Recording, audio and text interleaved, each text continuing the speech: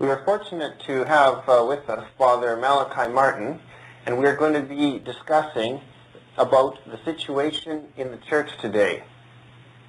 And perhaps, Father, you can start off by telling us just a little bit about yourself and what you're doing now and what some of your background is.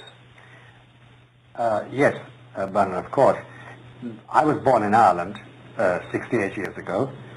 I joined the Jesuits, and eventually, after the usual training of 17 years, passing through various European countries and universities, I ended up in Rome as a professor at the Pontifical Biblical Institute. I was trained as a paleographer. Most of our listeners don't know what that is. It's somebody who studies handwriting, and my expertise was in Middle Eastern handwriting about the time of Abraham. But that became a very useful profession for the then Pope John the 23rd, because he needed contacts with both Arabs and Jews, and I traveled extensively in that area, the Middle East, and therefore I was useful to him. And I got very closely associated with John the 23rd and a certain cardinal called Cardinal Augustine Bayer.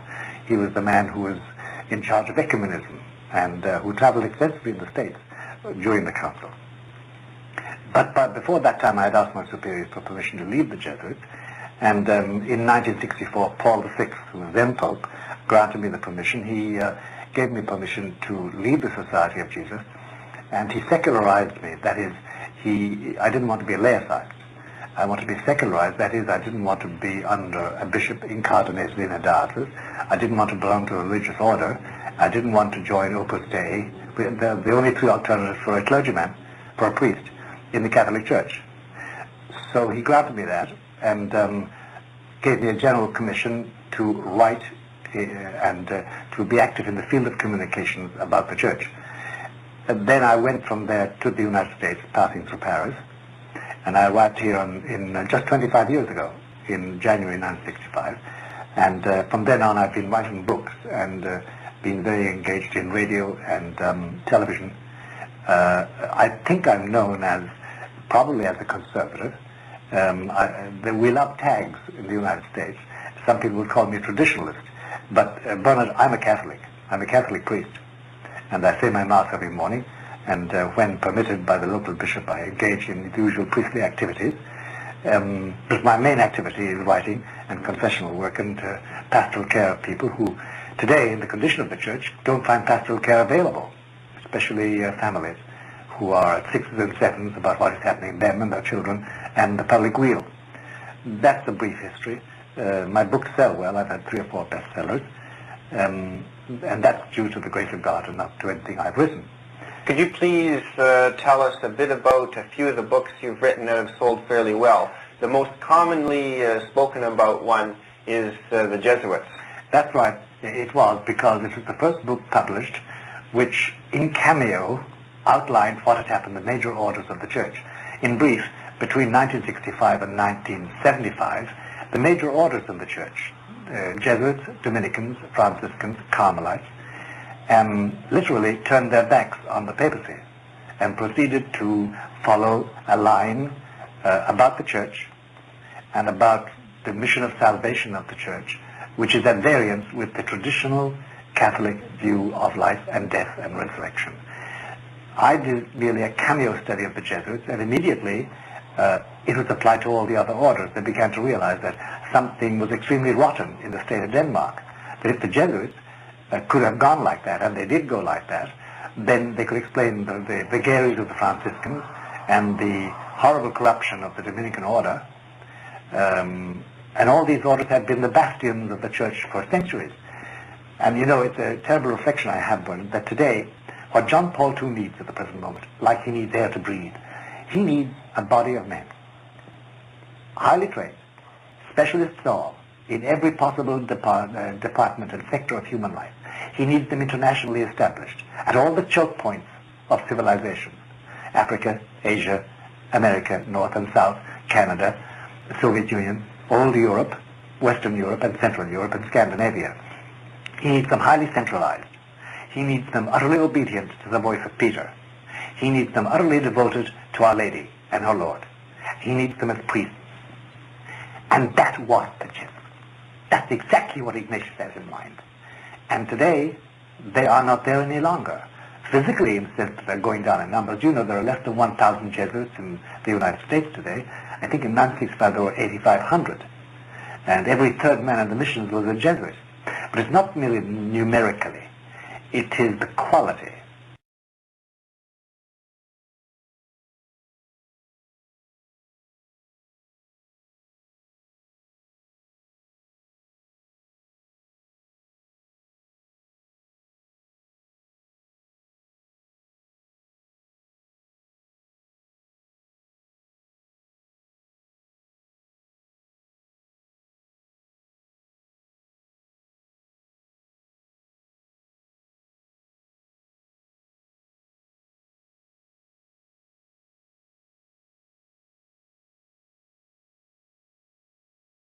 They literally have declared a silent war on the papacy. Which is an exact reversal of their fourth vow, which is loyalty to the papacy. Obedience. Obedience. Blind obedience was the keynote. And that is why they were so valuable to the Pope, even to the point of permitting him to kill them off in the 18th century for the good of the Church, and then to revive them about 70 years later because he felt he needed them. But that was perfect obedience. That's gone. So the Jesuits did create a stir and earned a lot of hatred for me and misunderstanding, except from the older Jesuits and from some of the younger Jesuits who realized that the truth was being told. Now, that was a very good selling book in the sense that it did a lot of good. It did a lot of good. It did open up what we call in the States a can of worms. It did show what happened. And the fact was I had Jesuits writing me privately, anonymously, with money to cover 50 copies to be sent to an anonymous address, a P.O.B. box somewhere, because they didn't dare show the book in public.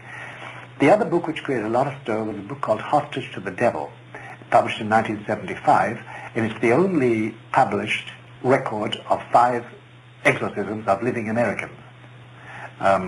It was based on video and audio tapes because I have been very active in exorcism all my life. It was a bestseller here and abroad, and it still is. What it does is this. It proves that any man or woman over 50 who doesn't realize that out in those streets and in those boardrooms and in the boudoirs and in the corporate headquarters and in the army headquarters and the government chancelleries, who doesn't realize that Satan is alive and active and happy, that man or woman is a jackass. That is a very difficult concept for the modern mind to grasp, because one of the first teachings of the Church that is being sort of pushed aside by modern theologians has been a belief in Satan, the devil, and hell. That's right. It's the best PR job ever done. He doesn't exist. He doesn't exist. But please do this. Please kill the babies before they're born. Please establish a third way of life. It's human rights. Homosexuals have the same rights as heterosexuals. Please make homosexual marriage all right. Please use these contraceptives, because then you'll benefit all mankind, will limit the population. It doesn't really matter if the people in East Timor are being killed off by the Indonesians. It doesn't hurt us. He's everywhere. He is everywhere, producing this demand for reason and tolerance and non-fanatic outlook. And every man is his own law, and every conscience is his own guide. This is the best PR going. But the devil, the old figure with horns and a dirty tail and yellow eyes and dirty books under his arm, hiding behind the bushes and saying, "Come over and I'll show you some sin." Oh no, that's myth and superstition. It always was. This is an angelic intelligence, far more potent than any human intelligence could ever be. It's an archangelic intelligence, and it is engaged in a life-to-death battle with one man, who's God, Jesus. We've got ourselves into a state of affairs, I think, both in the world and the Church, where the devil is active and well. And we'll be discussing this situation later on. But to understand how we got there, we have to go back in time to the days of before the Second Vatican Council, when at least everything appeared to be all right in the Church. Among conservative people, there is some debate about, is that period in the Church of the 1950s, let's say before the Second Vatican Council, was it a very positive period, or was it a negative period, or what is a bit of both? What are, let's say, some of your reflections on that period of history, just shortly before the Second Vatican Council? Well, we can take this, Bernard, we can take this from a purely what they call historical point of view today, which is the secularist point of view. And you can say, well, there was this teacher who was a bit wonky in his theology, and there was this movement in the 30s about the liturgy, which the Pope had to suppress. But, you know, if you'll allow me, I think we should get an overview of this, first of all. Well, why don't we do that? The overview was given by the one person, apart from Jesus Christ, who could give it to us, and that was the Blessed Virgin Mary. She did appear 6 times in 1917. And the last time was October 13, 1917, to 3 children and to 75,000 people. There was a miracle, the miracle of Fatima, at noontime at Fatima in Portugal. Fatima is a small little hamlet, 75 miles from Lisbon, the capital of Portugal. Let's not delay for the moment. We can go back to it later on, the miracle of the sun, because it's the paramount miracle of the 20th century, perhaps of 5 centuries. But she did convey 3 secrets to those children and told them not to publish them yet, but to convey them to the local bishop. And one of those secrets has become the famous 3rd secret. Now that 3rd secret was conveyed or written on one sheet of paper to the Pope finally in the 1950s, about 1954 to 1957. The dates are always discussed by people.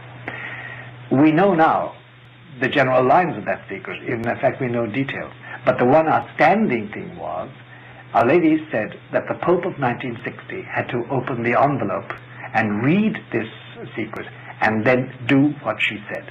And the secret apparently, on the authority of the Pope, on the authority of Cardinal Ratzinger, on the authority of many people, said the following. It was an either-or. It was an ultimatum. The world is gone so far, by this time, the secret said, that unless Russia is converted by being consecrated to my Immaculate Heart, then faith will disappear from nations and continents. Cardinals and bishops and priests will fall like leaves into hell. In other words, it was an either-or. But if the Pope, in union with the bishops of the Church, in 1960, consecrates Russia, just Russia, the Soviet Union, the USSR, to my Immaculate Heart, then Russia will be converted and faith will be restored. Well, the sad aftermath of this is this, that Pope John the 23rd, whom I knew, did open the secret. And he opened it privately, first of all, in Castel Gandolfo in August 1959. And then in 1960 he opened it in the presence of several cardinals. Cardinal Bear was there, my cardinal, and with 2 Portuguese interpreters. And reading it and finding out that he was supposed to publicly, in union with all the bishops, and they were gathering into Rome, by the way, 2 years later, he was supposed to consecrate Russia to the Immaculate Heart of Mary and declare it to be a source of evil, but would be converted. He decided that Nikita Khrushchev, who was the strong man in Russia at that time, would take this as an act of war. Now, do you know, you may not know, that under Nikita Khrushchev, between 1958 and 1963, the most virulent anti-religious persecution took place in the Soviet Union. It's interesting. I do have family in Russia. And what a lot of people don't know is that the persecution under Khrushchev was even more severe than that of Stalin. Much more severe, much more severe. Well, so John said, I can't do that. I can't, because Nikita Khrushchev then would stop talking to me. At that time he was talking to John because John had one dream. He wanted observers from the Russian Orthodox Church to be present at his council. So at that meeting of cardinals, he took a sheet of paper and wrote on it, Questo, meaning the letter, non è per nostri tempi, is not for our times. Put it back in the box of the letter and closed it. He refused the mandate of Our Lady for his own good geopolitical reasons. I think it was short-sighted, and above all, I think he disobeyed Our Lady. But I'm a simple priest, I'm not Pope. That's my judgment. When Paul VI came in, he read the letter and decided to do nothing about it. John Paul I read the letter, but he had only 34 days to live. John Paul II read the letter at the beginning of his pontificate in 78, October 78, and put it aside, and he only took it up again in 1981 when he lay in Gemelli Hospital, wounded. And then he suddenly realized, that indeed Our Lady had saved him on May 13 from the bullets of Mehemet Ali Agca, the assassin. And he sent again for the letter and all the documents, and Lucia, Sister Lucia, is writing. She's the only surviving child. And then he sent a message over to the Bishop of Leiria and to Lucia asking their advice about one point. And then in 1984, he consecrated the entire world. Which is not what Our Lady asked for. Nope. He made a special mention of Russia, saying the peoples, meaning the Russians, who still await their special consecration. In other words, the consecration hasn't been done. The point I'm making to you, Bernard, is that Our Lady's either or is in action. She said, unless this is done, unless it's made public to all nations and all governments, all peoples, then faith will disappear from nations and continents. There will be huge catastrophes. Many people will die. But in the end, my Immaculate Heart will save people. So, if you want an overview of what's happened, take it like this. How come,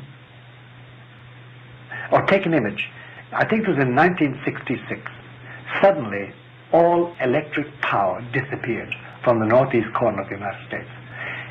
The reservoir, filled with juice, as we say in the United States, suddenly was emptied. Nobody has as yet explained how it all disappeared like that. Similarly, if you look at the church, between 1965 and 1975, suddenly Catholicity disappeared. Suddenly. Priests left, nuns left, suddenly bizarre ceremonies took place, suddenly every practice like devotion to the Sacred Heart, to the Immaculate Heart of Mary, confraternities, sodalities, St. Vincent de Paul work, pilgrimages, benedictions of the Blessed Sacrament, the habit of visiting the Blessed Sacrament, children's first Holy Communion, marriage, abortion, contraception, homosexuality, everything was turned upside down. Suddenly, the reservoir of Catholicism suddenly was sucked out, disappeared. And the only theological way you can look at that, theology, not historical, in the secular sense, is that God withdrew grace. God withdrew grace, sanctifying grace, without which you can't be Catholic. That's the overall view of what happened. And that's why Pope John Paul II in Fulda in 1980, when confronted with very fervent German Catholics, they said, Holy Father, why don't you renew the church? He said, I can't. Renewal is impossible until Our Lady comes. He was quoting the echo of that letter. And then he put his hand in his pocket and pulled out his rosary and said, that's your only weapon, the rosary. Pray, pray, and do nothing else but pray. So his mind from the very beginning was made up. I cannot renew my church. It can't be renewed because renewal is only possible through grace. You can't do it by organization. You can't do it by any human means. That is his attitude, and that's the explanation of it. Now, on the other hand, if you descend into details, you will find that, for instance, the big surrender on the part of the church. By the way, Bernard, when I say the church, I'm always talking about churchmen. There are two things to be distinguished. The church essentially is the mystical body of Jesus. What is that? The words people toss out. What does it mean? It means this, that there is a body, there is a group of people on earth and in heaven who are in the state of grace. And being in the state of grace, that is the church without spot or wrinkle. That belongs to Jesus completely. There is a body of people in purgatory who are being purged and cleansed by grace. And they also belong to the mystical body. That's the church suffering, the church militant, and the church triumphant. That's the church, essentially. It has a visible organization, an institutional organization called Roman Catholicism, based in Rome, the first bishop of Rome, the Pope, and then consisting of dioceses run by bishops, all of whom are supposed to be subject to the Pope, to obey the Petrine authority of the keys of St. Peter. And we will be using the term church in line with the institutional church. That's right. Whenever we speak about the church, we're talking about the institutional organization, not that pure and holy body of people. Nowadays, of course, the numbers who really belong there, that's another question. Nobody can say. But we can go back to that question at another moment in this talk. Now, the church itself, if you examine its progress, say since 1930, you'll find that the seedbed of all the errors that have plagued the church and do plague the church today began then. They began then. Now the biggest plague, the biggest triumph of Satan is the destruction of the Mass. Because without the Mass, without valid priests saying valid Masses, being ordained validly by validly ordained consecrated bishops, we have no Mass, we have no Blessed Sacrament, the presence of Jesus is wiped out. Let's go back here now to the reign of Pius XII. Yes. He put out an encyclical called Mediator Dei. 1946. Yes. So this liturgical movement must have been active long before the Novus Ordo Mass was introduced. In the 1930s, it was. And in that Mediator Dei, as you've known, but let's remind our listeners, he actually says, and there are some people who want to take away the tabernacle from the altar. He listed all the They want to take away black vestments. That's right. That's right. They want the place to face the people.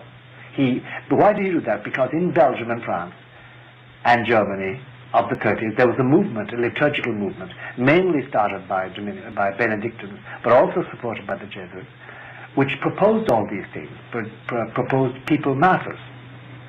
And when it came to the Vatican Council itself, as you know, the last vote in the Council in 1965 concerned the Mass. And the bishops were absolutely categorical. They said, do not wipe out the Latin, keep the Latin Mass, but translate the popular part, meaning the Credo, the Gloria, the prayer before Mass, the prayers, the Intuibo Mass, prayers as we call them, and the communion prayers at the end. Put those in the popular language. But the canon stands. This was the Council.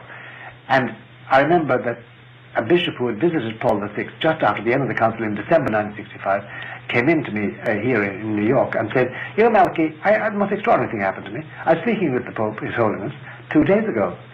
And I congratulated him on the vote in the Council. And he said, don't speak to me about the vote. Don't congratulate me. There are already 18 new canons in vogue in France. They've gone haywire. They've already translated into vernacular. And the thing is not valid anymore. And I had no control over it. So what happened? Well, there was a character called Bugnini, Annibale Bugnini, who was a Freemason, member of the Lodge, who set as his goal to create a new ceremony in the Catholic Church. He has this in his articles published in the Italian Revista, which could be accepted by anybody, Catholic or non-Catholic or non-Christian.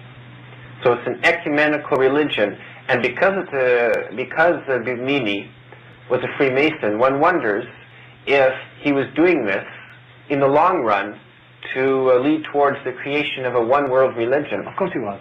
Of course he was. The difficulty is that he wasn't alone. He had powerful friends. And by the way, just as a footnote, you know that the official canon of the Mass now, the new Mass, the Novus Ordo, was composed by 6 Protestant clergymen and 2 Catholic clergymen. I mean, how bastardized can you become? No matter how pious and good these men were, they're not Catholics. They didn't know the Catholic tradition. But anyway, let's go on. What we have to acknowledge too is that there was a very carefully laid out integrated plan to make sure that no statement of the Vatican Council, if possible, couldn't be ambivalent. And I remember Cardinal Bea coming to see me once in my room in Rome, and this was 1962, sweating. And the Council had just begun. It was November 1962. And I asked him why he was disturbed. He said, because I've just heard an awful remark by Hans Küng. He was talking to, and he named an American theologian, who is now a bishop, who shall remain unnamed. And he said, Küng, in answer to a question by this man, I didn't hear the question, said, oh, no. This time we're not going to leave. We're not going to have another Reformation. We're staying inside this time. Which gives an eye-opener on what the plan was. And the plan was simply to make sure that the traditional Romanist Catholic traits of the Church would be wiped out. The result is that if you examine all the documents of the Vatican Council, there are 15 main ones, you'll find that except for something like the Mass, what it says about the Mass, the old Mass, the Roman Mass, as I always call it. I refuse the name Tridentine even, because Trent did not invent this Mass. It was the old Roman Mass celebrated by Pope Damasus in the 5th century. The idea was to make sure that no statement of the council would stand that could not be interpreted ambivalently. For instance, nuns must modernize their dress. It's quite clear from the discussions in the council at that time, they meant, well, get rid of things which are really a hindrance, say, in a subway, or a hindrance simply are out of place. They certainly didn't mean nuns to walk around with pearl necklaces and lipstick and powder and hot pants and hot dresses, and to sit in cocktails in large hotels having their annual conventions. They meant nuns to have a garb, a religious garb, a sign of their devotion to the spouse they had married by their vows. What seems to have happened is a complete revolution, because for a nun to go from heavily garbed into lipstick and watching television and miniskirts, it's a total turnaround. It was destruction. It was destruction. Not only that, but there were a whole, as you know, in California, it was a whole set of schools. Simply, all the nuns simply left the order, left the church. But that was carefully done in the Vatican Council. Everything was left ambivalently. And the main thing that was left ambivalent was religious liberty and the idea of communism. As you know, 500 fathers asked Paul VI to allow them to condemn communism. They were forbidden. That was one of the agreements that John Raythird made with Nikita Khrushchev. That was one of the things that haunts us today. Let's talk about this Rome-Moscow agreement. What is this Rome-Moscow agreement? Well, the Rome-Moscow agreement is very simple. John Raythird did feel that if he could get 2 Russian observers in Rome for the council, that it would be Pentecostal. Nikita Khrushchev knew well the power of propaganda and the voice of the church. And already the satellite countries were in trouble, and Russia was in trouble too. So he said, provided there's no condemnation of Marxism by the church or of the USSR, and he had several other things besides that, but that was the main thing, then I will grant permission for 2 observers. The negotiations were carried on by Cardinal Tisserand, a French cardinal, in the house of the Bishop of de Smet. He was a French bishop in Metz, in the city of Metz. And they were concluded satisfactorily, and the two observers arrived. The Rome-Moscow agreement therefore meant that there was an unofficial line between the Vatican and the Kremlin from then on. That had been established, by the way, during the war by a man called Monsignore Giovanni Battista Montini, behind Pius XII's back. And Pius XII was utterly enraged when he found it. It was one of the reasons why finally he expelled Montini and made him Archbishop of Milano. And then for later on, after his death, he became, as you know, Paul VI. And another man who was very active at that time in the Vatican State Department was Agostino Casaroli. We know a lot about him. Yes. He's the Secretary of State. And he gathered around him an entire band of people who are very anti-American, very anti-Anglo-Saxon. And it's not that they want to become communists. They just believe that the pie can be carved up differently. And they never got very far until John Paul II came in with his personal charisma and made it possible for us to have this interview with Gorbachev. But that's a completely different question, what is happening now under John Paul II. The trend in the Vatican was to allow the Marxist idea to pervade Christianity, which emerged, as you know, in liberation theology in Latin America, and was never suppressed, even though John Paul II has made more than 3 trips to Latin America to suppress it. And that was the Rome-Moscow Pact, and it's still in vogue. It's still in vogue. And Rome has not gone back on it. Vatican diplomacy is such that once a mistake has been made, it generally tries to live with it. It rarely tries to obliterate the mistake. Rarely does. So it has lived with this all during the reign of Paul VI, and there were contacts. All the bully boys of the satellite nations went to see Paul VI in the 70s, and President Podgorny, Nikolai Podgorny, way back in 1967, I think, came to the Vatican to see him, and Paul VI used to receive this famous man, Metropolitan Nicodim, who was the go-between. He was the Metropolitan Bishop of Leningrad and Ladoga, second highest ranking bishop in the Soviet Union. It was he who negotiated with Tito on this Moscow Pact, and it was he who died in the arms of John Paul I, as you know. Do you think that the Russian Orthodox Church, led by Nicodim, is very much a puppet church? absolutely a puppet church. It's as one Russian said to me, it is deviled. I can't translate the Russian word in any other way. He said, we have been servants of the devil for so long, we have forgotten what we are. And if you want to measure the amount of devilment in the Russian Orthodox Church as an organization, think of the following fact, that nobody can be of any prominence in the Russian Orthodox Church unless he's a member of the KGB. Nikodym himself was a colonel in the KGB. He was tortured 11 times by the KGB. They thought he was turning tail on them, which he finally did. What do Catholics behind the Iron Curtain think about the Rome-Moscow Agreement? First of all, let's be clear on the condition of Catholics behind the Iron Curtain. Contrary to what a lot of people would like to think, the condition of youth and the condition of the church behind the Iron Curtain is almost worse than the condition of the church in the United States and Europe. Almost worse. But there are solid bodies of believers who have clung on, mainly in the Ukraine, by the way, where you have 4 to 5 million Ukrainians who literally have been having Mass in forest glades and behind rocks, much as the Irish had for 400 years during the British occupation of Ireland.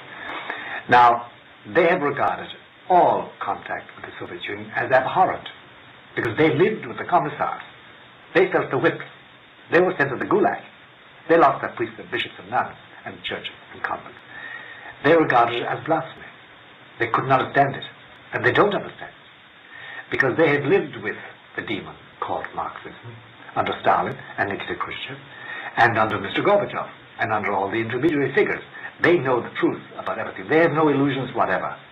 And if you talk with people like Cardinal Tomaszek of Prague, who's now free to say his Mass over the television, you'll find that his eyes film over when you question him about the goodness and the wisdom of the Rome-Moscow Pact. They regard themselves as having been delivered lock, stock, and barrel into the hands of the Soviets.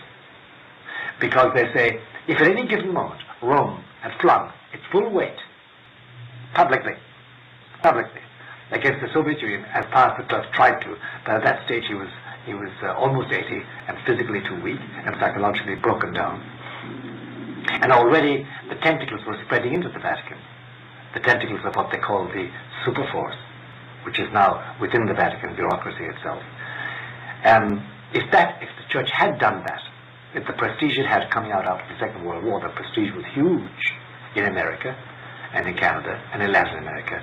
No doubt about it, it could have curbed what Stalin was doing. It could have curbed Nikita Khrushchev. It could have made a difference. We didn't do it. We compromised. One small example, I'll tell you. Paul VI got all the bishops of Vietnam assembled in Saigon and sent over a special emissary, a cardinal whose name begins Pignedoli, to tell them to advocate surrender and peace with North Vietnam. Total surrender. Why did he do that? He did that because he had been influenced by Metropolitan Nikodym, who brought a message from the North Vietnamese through Moscow that the North Vietnamese wanted peace, and they needed 6 months to prepare themselves. This was in 1968. In 1968, the United States had leveled North Vietnam. They had no hope of winning. So Lyndon Johnson was faced with the request from Paul VI that he not bomb anymore, that he not do any more war destruction. He wait until spring. And what happened in spring, or February, the Tet Offensive. They had rearmed, and they came back like a lion. And from then on, it was downhill for the United States.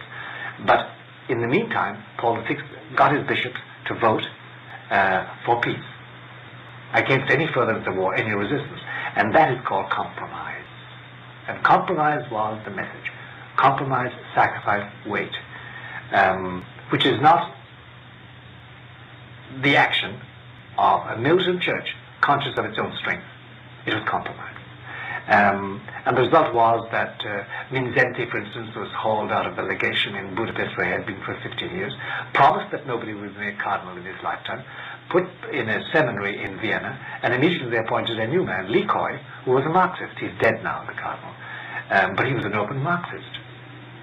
There was compromise all over the place. That was the result of the Moscow Pact. And the result was that when the Latin Americans in the late 70s started with their liberation theology. And we said, well, the church has a pacific approach to all this, and obviously you can Christianize Marxism.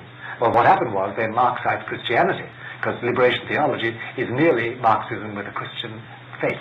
Christ becomes the revolutionary. Mary is the mother of all the revolutionaries. The bread of life is no longer in the tabernacle. The bread of life is now what we manufacture in our factory, which no longer belongs to the... It's a materialistic ideology then. But in Christian terminology. That's the point. Ah, so it's Marxism with a Christian veneer then. That's right. If you attended any of the meeting of the base communities, Comunidades de Base in Latin America, of which there are 600,000 now, they trample on the cross. They say this castrates the people. Jesus was a revolutionary. He was killed because he was against the witch. And they use all the words about Jesus leading them, I am the way, the truth, and the life, take up the cross of war. This is Marxism. They have turned the truth upside down, because one of Christ's basic messages was that his message and his kingdom was not of this world. Of course, of course. But they have made it now. And that's why Paul VI made the error too in his own way, misguidedly, declaring that now we will work with man for a better world. But this is not the mission of the church. And that's where John Paul II has never erred. He knows exactly what salvation means. Now, it is very clever of Marxism because, as you know, what it did in Latin America is it penetrated Christian culture. And that is why, say, Nicaragua had the support of the Jesuits and Carmelites and Dominicans and Franciscans. And in Latin Central America, it is rare to find a priest who is not Marxized in his priesthood, in his so-called pastoral care. And while the Jesuits in Managua ran a school for Marxist tactics. Let's take a look, though, at the situation here in the United States and in my country, in Canada. The bishops put out these statements from time to time on defense and economics. Are Marxists behind those statements? Because there seems to be a lot of left-wing terminology in these. Marxization is. They have been Marxized. The essence of Marxism is this. Well, let's get quite clear between us. The essence of Marxism is this. Don't look beyond the human horizon. You, man, are capable of infinite perfectibility, providing that you get the capitalist jackals off your back. The people, they are the source of power. They're the source of perfection and of happiness.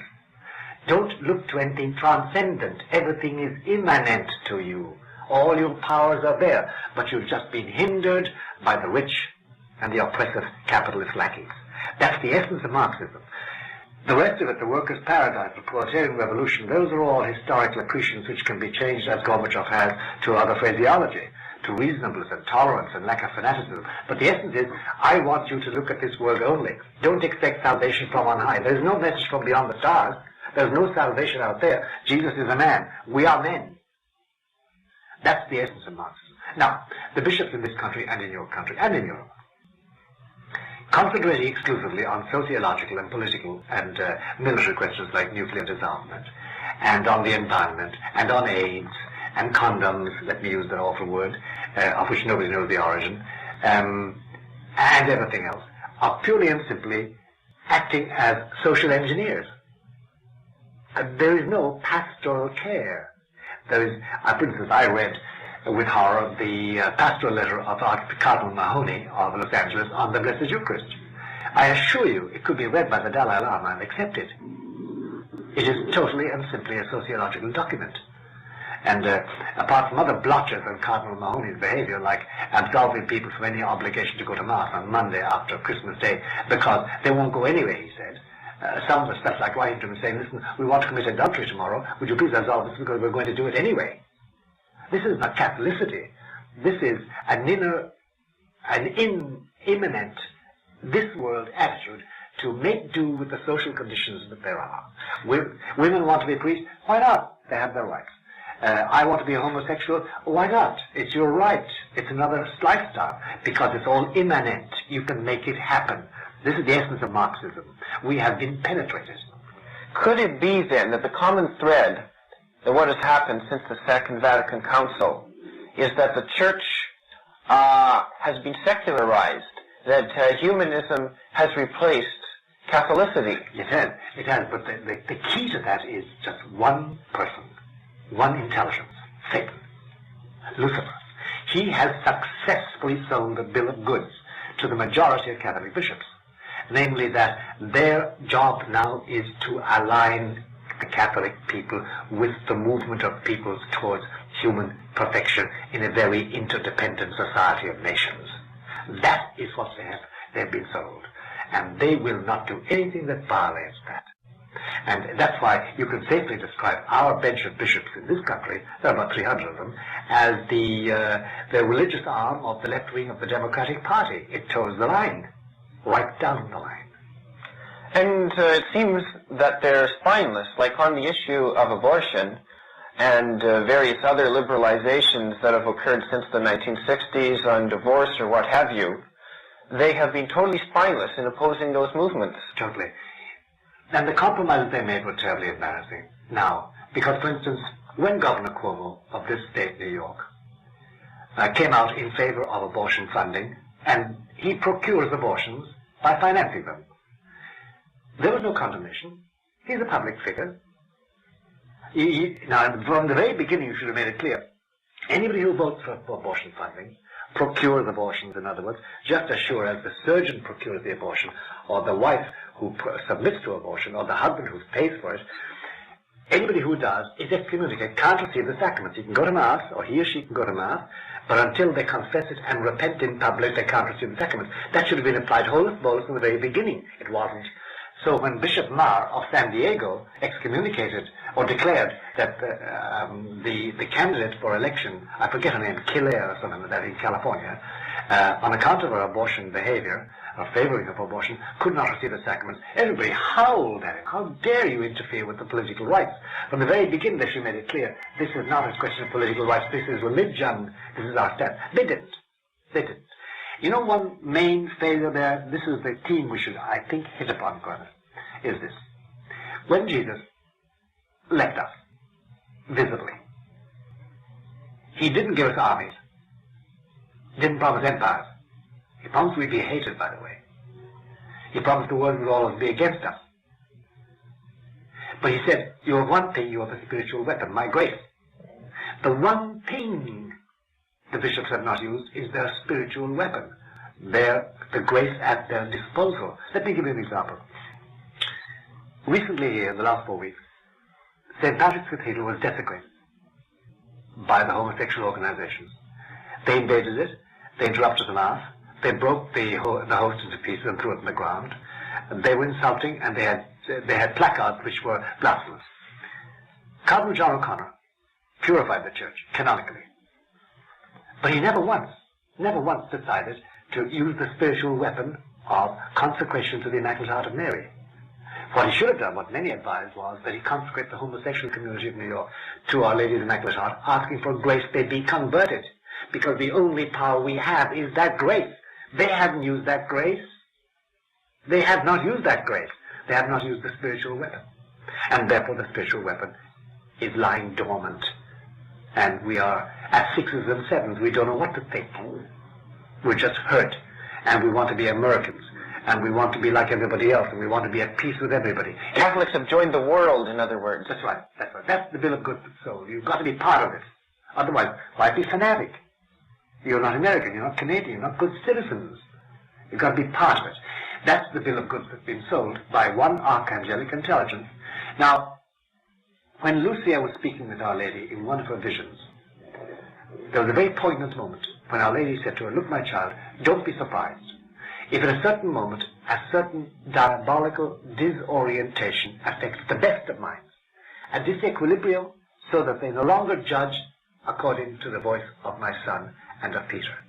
And you know, when you regard the way the bishops have acted, and the way priests act, and the way theologians act, and the way the best sometimes make awful errors, talking out of two sides of their mouth, you realize that there is a disorientation. They no longer know what it is to be Catholic. They no longer know, they no longer have the Catholic instinct. And why it's safe to say that we no longer have a Catholic people. What we have is this, we have one-on-one groups who still hold, who are still Catholic. And amongst my associates in the United States and abroad, the first question we ask about anybody who looms up on the horizon for the first time with an appointment or a book or whatever, we say, is he Catholic? And we don't mean has he been baptized. We mean, is he still of the faith? Does he believe? Does he practice what he believes? Does he live it out? Does he say the rosary? Does he go to Mass? Does he go to confession? Does he uphold the Petrine authority? Because that is the crux, Petrine authority. That is the aim of the entire revolt of the bishops, to get rid of the Petrine authority. And it's almost got rid of in practice, as you know. It looks like that there's really only pockets of Catholicism left throughout the world. Just pockets, just pockets. And anybody who doesn't realize that by now has his head stuck in the sand. Because the church has now been blanketed. You see, it's very easy in the church. It's composed of an organization of dioceses and parishes. And the pipeline into that comes from Rome, through the bishop. The bishops have occupied all the choke points of that pipeline. And they have piped into it a new structure. The Novus Ordo, the RCIA, if you people in Canada have experienced the RCIA. What is that? That is the new way of Christian initiation. And if you read the manuals, baptism in another form, you'll find out that it's full of the most amazing amalgam of naturalism, environmental love, a bit of voodoo, some witchcraft, some Wicca, as we call it in this country, W-I-C-C-A, some Protestant traits, but absent is genuine Catholicism. And then we have, in addition to RCIA, we have a thing called Renew, which is a form of renewal, they call it. And it means chiefly that the idea of a priest offering the Mass is out, that the people now have the power, that they decide what prayers to say, and they decide what their approach to sin is. This has been piped into schools and parishes so that it has blanketed the Catholic Church in the United States and abroad, has changed people without them knowing they've been changed. They've been led by Pied Pipers out of the church. You know, if you went around England in 1530 and said to anybody, are you Catholic? They said, of course I'm Catholic. By 1630, several men had worked on them. And if you went around in 1630 and said, are you Catholic? They said, of course I am. But at that time, they no longer had Mass. They no longer had any obedience to the Pope. They no longer recited the credo we always recited. They no longer had the virtues. They were into Protestantism, but they did not know it. They were Anglicans. They no longer had valid priests. They no longer had valid sacraments, confession, baptism, holy orders, anointing of the sick. That was all gone, and they didn't know it. Similarly with the Mass of the Catholic people, they don't know. They don't. How could they know? The institution is still there. That's right. It's a grand illusion. We have cardinals and bishops and priests and nuns and convents and monasteries and printing presses and Catholic libraries and Catholic colleges and Catholic books. But it's an illusion. So it's a facade. It's a facade, behind which there is nothing that would be even permitted by past popes or past the past churchmen. Wouldn't be permitted. Wouldn't be simply allowed. They'd kick you out of your ear. Let's go back to Pope Pius XII on this point. Did he foresee that something like this was going to happen? Yes, that's why he refused to have a general council. He refused anything like that, and why he was insistent on two or three things. No truck with Marxism. No even talking with Marxism. Utter separation and waiting and blocking them. And why he tried to set up an underground church in Russia itself. And he had 5 bishops and 7 apostolic administrators in Stalin's Russia until they were betrayed. A man came down once, said he was a Russian Orthodox, entered a Roman seminary, was trained, was ordained, and went back to Russia. He was a Russian spy, with all the names. And overnight, everything disappeared. They were all taken and killed. And that liquidated Pius XII's attempt to have an underground in the Soviet Union. But that was one point he stressed, Marxism. Another point he stressed was Our Lady. He stressed this devotion to Our Lady. It finally became a sort of a joke amongst the bishops who were already losing their faith, that you couldn't get near him unless you were saying the rosary. But by that time, the work of the devil had started, and devotion was diminishing.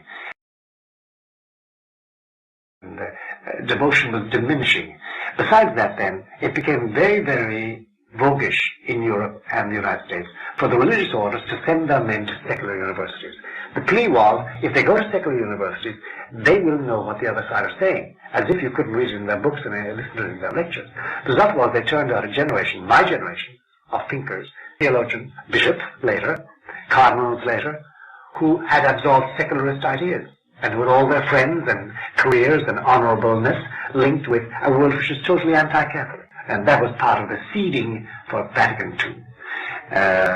Now, that was the first thing those two things that Pius XII hit. The third thing he hit very hard, but always just touching it because he hadn't read the third secret, was the coming destruction of the church and of civilization. It's a note you find in creeping into his public sermons and addresses and in some of his letters, because he had got communications from Lucia, Sister Lucia, the surviving child of Fatima, and from others about what Our Lady had said was going to happen. But by the time he got to that, his main work was done. His main work was during the war. That was his main work, to resist Nazism, to resist Mussolini, and to tide the church over that period. That was, I think, what Providence called him for. After that, and then he did manage to keep Italy out of communism by organizing the Democristiani, the Democratic Party in Italy. By 1950, when he defined the Assumption of Our Lady, which was one of his big acts, he was already in bad health. And from then on, he slid down a very slippery slope of very bad health. And finally, he succumbed in 1958. October, I think it was, 1958. Let's take a look at John the 23rd. Was he a liberal, or was he simply naive? He was a liberal. He was a very liberal. As you know, John was removed from teaching at the Lateran University because of modernism, way back in the beginning of his career. In fact, he could have ended there. He could have ended up as a parish priest in Bergamo, except he had friends in the propaganda, it was called that time propaganda fide, that is, the propagation of the faith, dissemination of the evangelical message.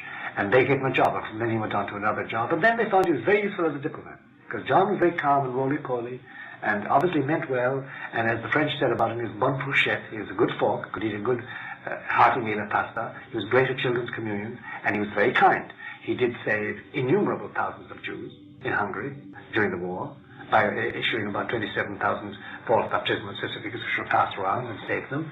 And in Bulgaria, the same thing. As you know, the Jews in Bulgaria, there were more Jews in Bulgaria at the end of the war than there were at the beginning, because of the activity of both the king of Bulgaria at that time and the archbishop, and Roncalli. And then he was very useful in Paris after the war with de Gaulle, because de Gaulle couldn't dislike this man.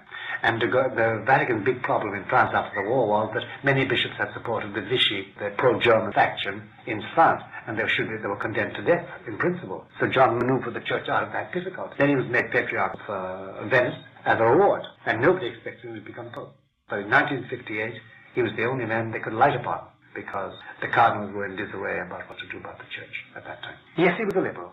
And in addition to that, he was theologically ignorant, extremely ignorant. He had the garden of the soul variety of devotionalism. If you read his Diary of the Soul, it's very simple, simplistic almost. He was wily, as a peasant is. He came from peasants who had been fighting with the elements and land and animals for hundreds of years. He was monoglot, really. He spoke French, but he was Italian and monoglot.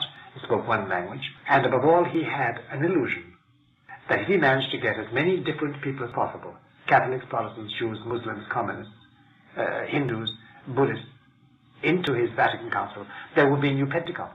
The Holy Ghost actually enlightened everybody with a new flaming deluge of tongues, and the world would be one again in love and faith in Christ. So he was chasing an illusion. Absolutely, chasing an illusion. Then he was also, he also had another view completely of Europe and Marxism. He was capable of the poor, and therefore he did think the imbalance between poor and rich should be corrected. That, of course, was taken by his Marxist collaborators as a way of pushing him towards a compromise with Nikita Khrushchev. No, John was a liberal, and unfortunately his piety was not sufficient to give him perception. He did go to Fatima, by the way, as a cardinal, and he did want to be known as the Pope of Fatima. He did institute a feast day of Our Lady of Fatima. But when it came to the Fatima revelations and the mandate of Our Lady, because it directly, head-to-head on, went against his Ostpolitik, his policy of reconciliation with the Soviet Union, he would have none of it.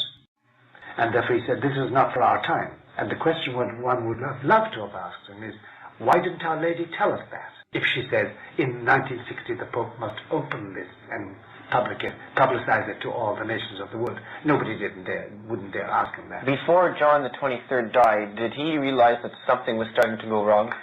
Yes, he did. Insofar as his carcinoma allowed him, because from March on, John was in a very bad condition, March 1963. He died on June 3, and in a horrible agony of hours of horrible pain. But he used to say at the end, it's no longer non è il mio concilio, this is no longer my council. After the first session, he knew that the anti-force had taken over. Because, as you know, in his preparation for the council, he had a preparatory commission, and they prepared what they called schemata, that is, documents, which would be discussed by the bishops in council. They'd modify it, change it, adapt it to their individual needs and the needs of the Church Universal, and then stamp it with their signature. Archbishop Lefebvre was on this council, wasn't he? He was. Archbishop Lefebvre was. What happened was, in the first session, they simply said, we don't want these documents. We've got to have new documents. And the new documents were exactly tailored to that blessed ambivalence they wanted. And from then on, he knew the council was going down. Physically, then, you see, the carcinoma was eating away at his vitals, and he was already over 80. And he simply physically hadn't the strength. And apparently, he hadn't got the grace, or Christ didn't want him to do anything. Because over all this burnout, over all this mess, this disintegration of the Catholic Church in its institutional organization, and the infidelity of priests and nuns and cardinals and bishops, and the connivance, say, amongst European cardinals against John Paul II, and amongst American cardinals against John Paul II at the present moment. Overall, you must say to yourself, this has been permitted by Christ. He is, after all powerful. He could change all hearts. He hasn't. He has allowed it go like that. So this is permitted by Christ, not willed. It's something you must reflect on. We must all reflect on that he has allowed it. He has allowed this victory of Satan, because it is a victory, a marvelous victory. It's a terrible victory for us, but for him it's a superb victory. He has successfully infiltrated the church in its highest levels, right up to the throne of Peter. So we must say that about John 23rd, that he wasn't given the grace to see where the errors he made. And Paul VI wasn't given the errors to correct his weakness. He was a great pope in other ways, but he could not correct them. Why? He didn't get the grace. That's the most charitable thing we can say. Let God judge him. As you know, poor Paul VI went around Castel Gandolfo in his last days, shuffling, because he had terribly swollen legs with phlebitis, besides his lungs were giving out. And all they could hear him say, when he didn't think anybody was with him, were, "Breathe the conversation," little stretches from the credo. Credo in unum Deum, credo in ecclesiam catholica, credo in unum Deum, credo in Christum Dominum, as if to assure himself on the verge of eternity, and that it all held still intact. He seemed to be somewhat helpless as a pope. Totally helpless.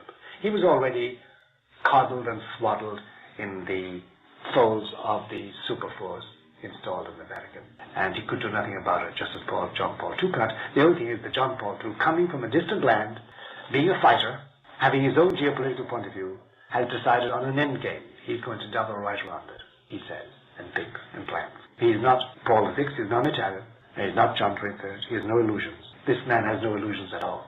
What is his game plan? Or what was his game plan when he came to office in 1978? Geopolitical. That is, he accepted the fact there was no possibility of renewal. No way he could scour out the church. No way he could reform the cardinals. No way he could clean up the Vatican bureaucracy. No way he could change the mass of the clergy in Latin America. No way he could save the Jesuits.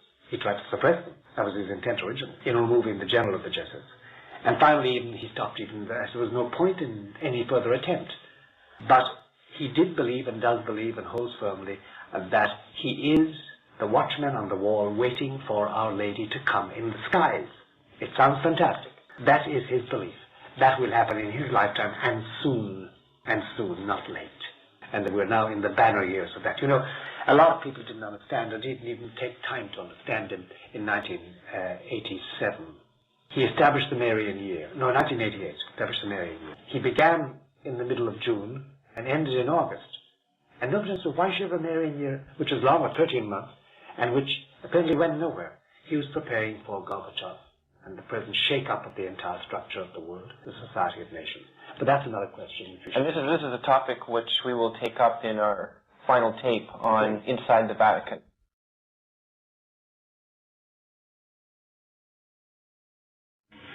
This is the second in a series of interviews with Fr Malachi Martin, is being recorded in his home in New York. Father, in this discussion, we're going to take a look at the situation from the perspective of the average layman in the pew. He's starting to realize that in many cases, in virtually all cases in fact, something is going wrong in the world, something is going wrong in the church. And we'll start right with his home and his family. And many parents are finding it very, very difficult to raise their children because there's all these influences on them that seem to be anti-Christian. Could you maybe comment on the difficulties that a family has in raising its children, and what are the sources of these difficulties? Yes, it's worth talking about that, Bernard, because the mass of Catholics are laymen and laywomen with children and jobs and homes, and they live in certain areas, and they have to cope with the situation in their areas. And the universal experience in the West, forgetting for the moment the East in the sense of the former Soviet Empire or the Far East, but talking about the West, that is North America, South America, and Western Europe and Australia and New Zealand. It's the same story everywhere. From all the magazines and books that come out, it's quite obvious that nowadays it is extremely difficult, if not impossible, extremely difficult, requiring heroic virtue, to rear your children and to yourself and your wife, or yourself and your husband, to behave in a way which formerly was regarded as normally Catholic. What has happened, and why is it so difficult? And is it going to change? And are you simply out of step? Should you be in step with the general march and stop worrying about things? Look, there are a few things we must comment on, first of all. The essence of Catholicism. You see, in my life, I have found non-Catholics, Greeks, Russians, Syrians, Protestants of all kinds, very pious and good. I mean, sometimes they were saints in my estimation. But missing was one Catholic ingredient. One typically Catholic ingredient. And if you don't find this ingredient, you haven't got Catholicism. It's this. If you examine the entire sweep of Catholic theology and pastoral care over the centuries, down to the middle of this century, you'll find that Catholicism meant many things. It's a rich storehouse, by the way, which we're neglecting nowadays. But it's a rich storehouse, but one note always came out. There is a thing called Catholic intimacy with the divine. What does it consist of? Oh, listen, apparently very simple things. It's prayer to the Blessed Virgin. It's devotion to the angels. It's novenas.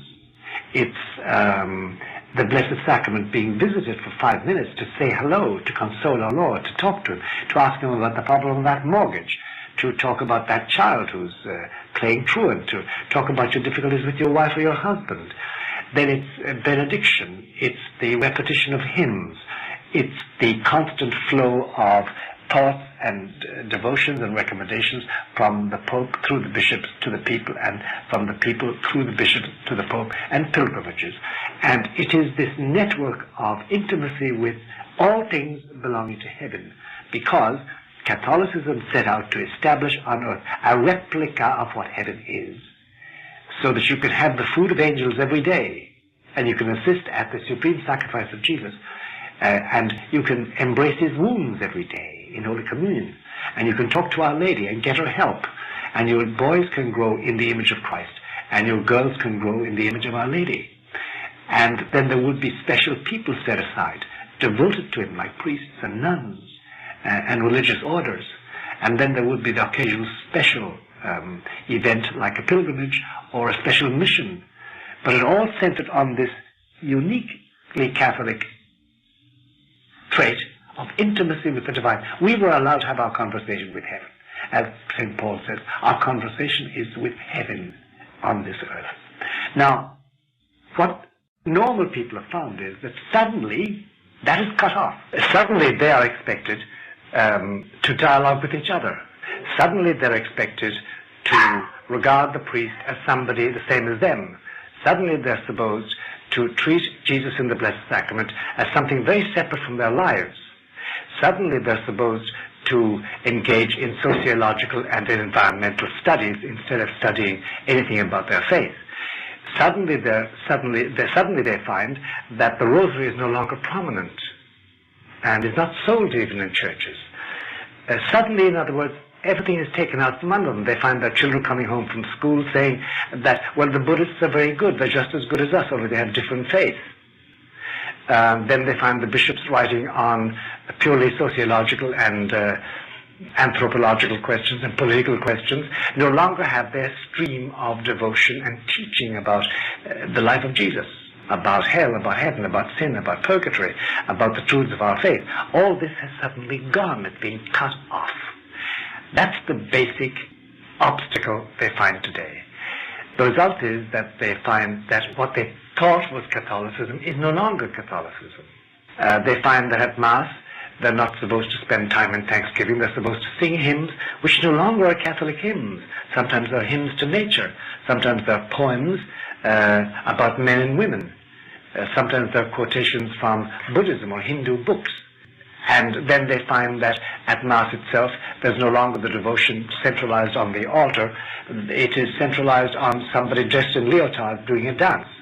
Or it's centralized in peculiar banners and in new forms of expression, even drawn from natural, say, events like storms and seas that no longer have a spiritual vocabulary. Everything has changed suddenly. What did happen? What produced this? Well, if you see ever an overall phenomenon affecting millions of people, and there are millions of people in the two Americas and in Europe, and it is all stamped in one way and comes at you suddenly, comes at them all, you can be sure that it didn't happen by chance. In other words, we know now that this has been a concerted plan being put in action by an organized body of men. The difficulty is that since it is so universal, we know that it started at the top. It didn't start in one diocese. It didn't start in one country. It started in Rome. Because the church is so arranged that the pipeline from Rome flows into all dioceses. And we can track now through the various pontifical organizations and through the communications in those pontifical organizations, we can track the instructions and the directives given, so that overall in the church, in the West, in Europe, in the Americas, in Australia, in New Zealand, this message would go out loud and clear. This is the way you do it. This is how you conform. And it's a terrible situation because it has affected people in Rome. For instance, John Paul II did issue an indult called Ecclesia Dei, which says that we must, after all, take care of the sensibilities of people who want the old way of doing things. And therefore, we must have some measures that will take care of their wishes.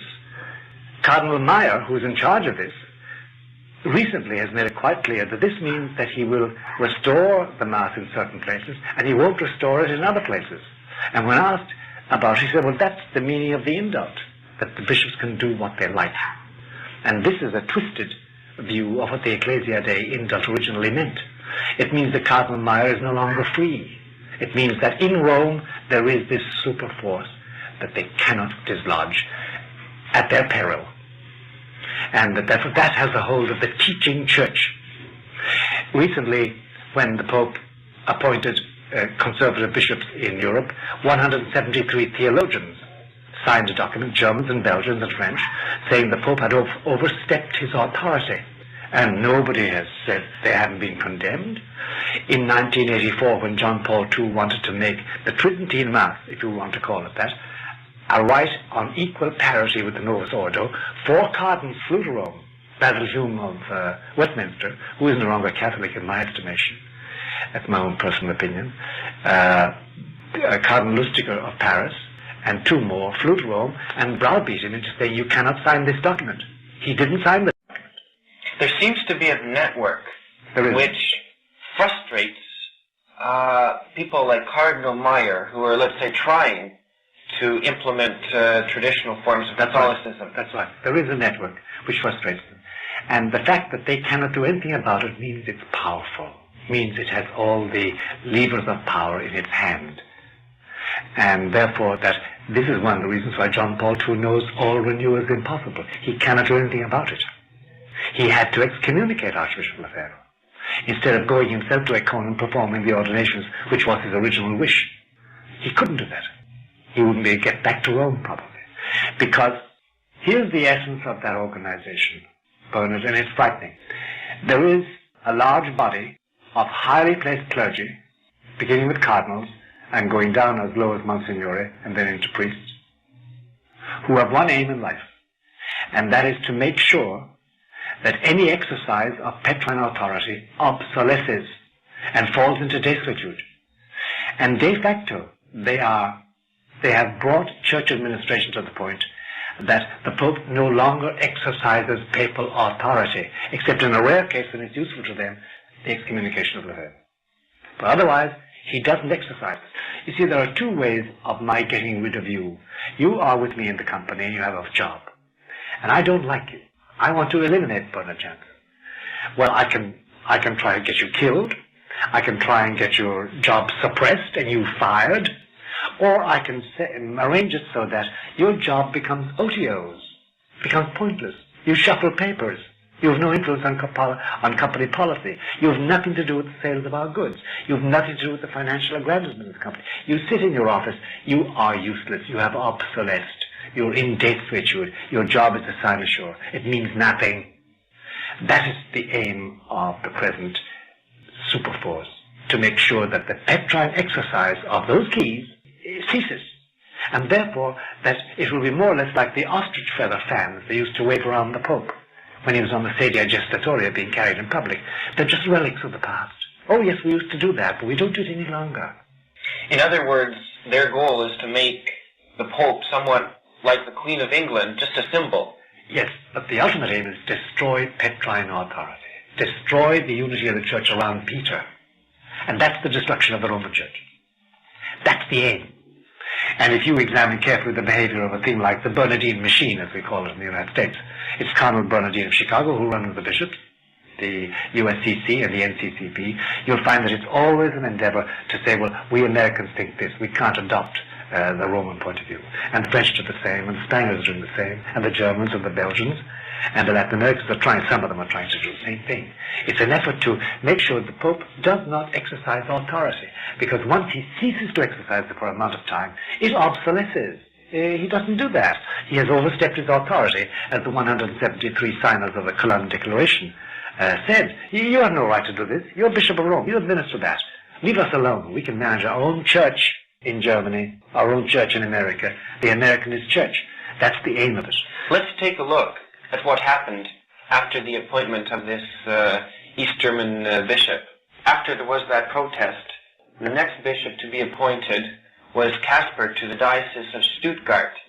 Walter Casper has written several books. He's a prominent theologian. He's been in the Synod, the Roman Synod, several times. And from his books, it is extremely clear that Walter Casper no longer holds with the Magi coming to see Jesus, no longer holds with the Ascension. In fact, several truths of the faith that we've always believed that belong to Catholic intimacy with the divine no longer hold for Walter Casper. Why make him a bishop? Well, I suppose you could ask the same question about Bishop Lehmann, who in his book seems to lean in favor of the fact that St. Joseph was the natural father of Jesus. How can these men become bishops? Because the superpower is in charge. How does that work? It works like this. If you think, or if anybody thinks the Pope decides to make Bernard Janzen Bishop of Strasbourg and writes a letter to Bernard saying, "You now Bishop of Strasbourg, come and be all consecrated by me," then you have another thing coming. That is to pass through the bureaucracy-sodden and laden mechanisms of the Vatican, which is peopled with the superforce. All with their instructions, all with their anti-papal mentality, all with their point of view, ready to scotch things, ready to guide things, to push things at the bottom of the pile, to refuse an appointment, to make it impossible to do it. Bureaucratically, he cannot just sign a document. There are 5 or 6 signatures that go with it.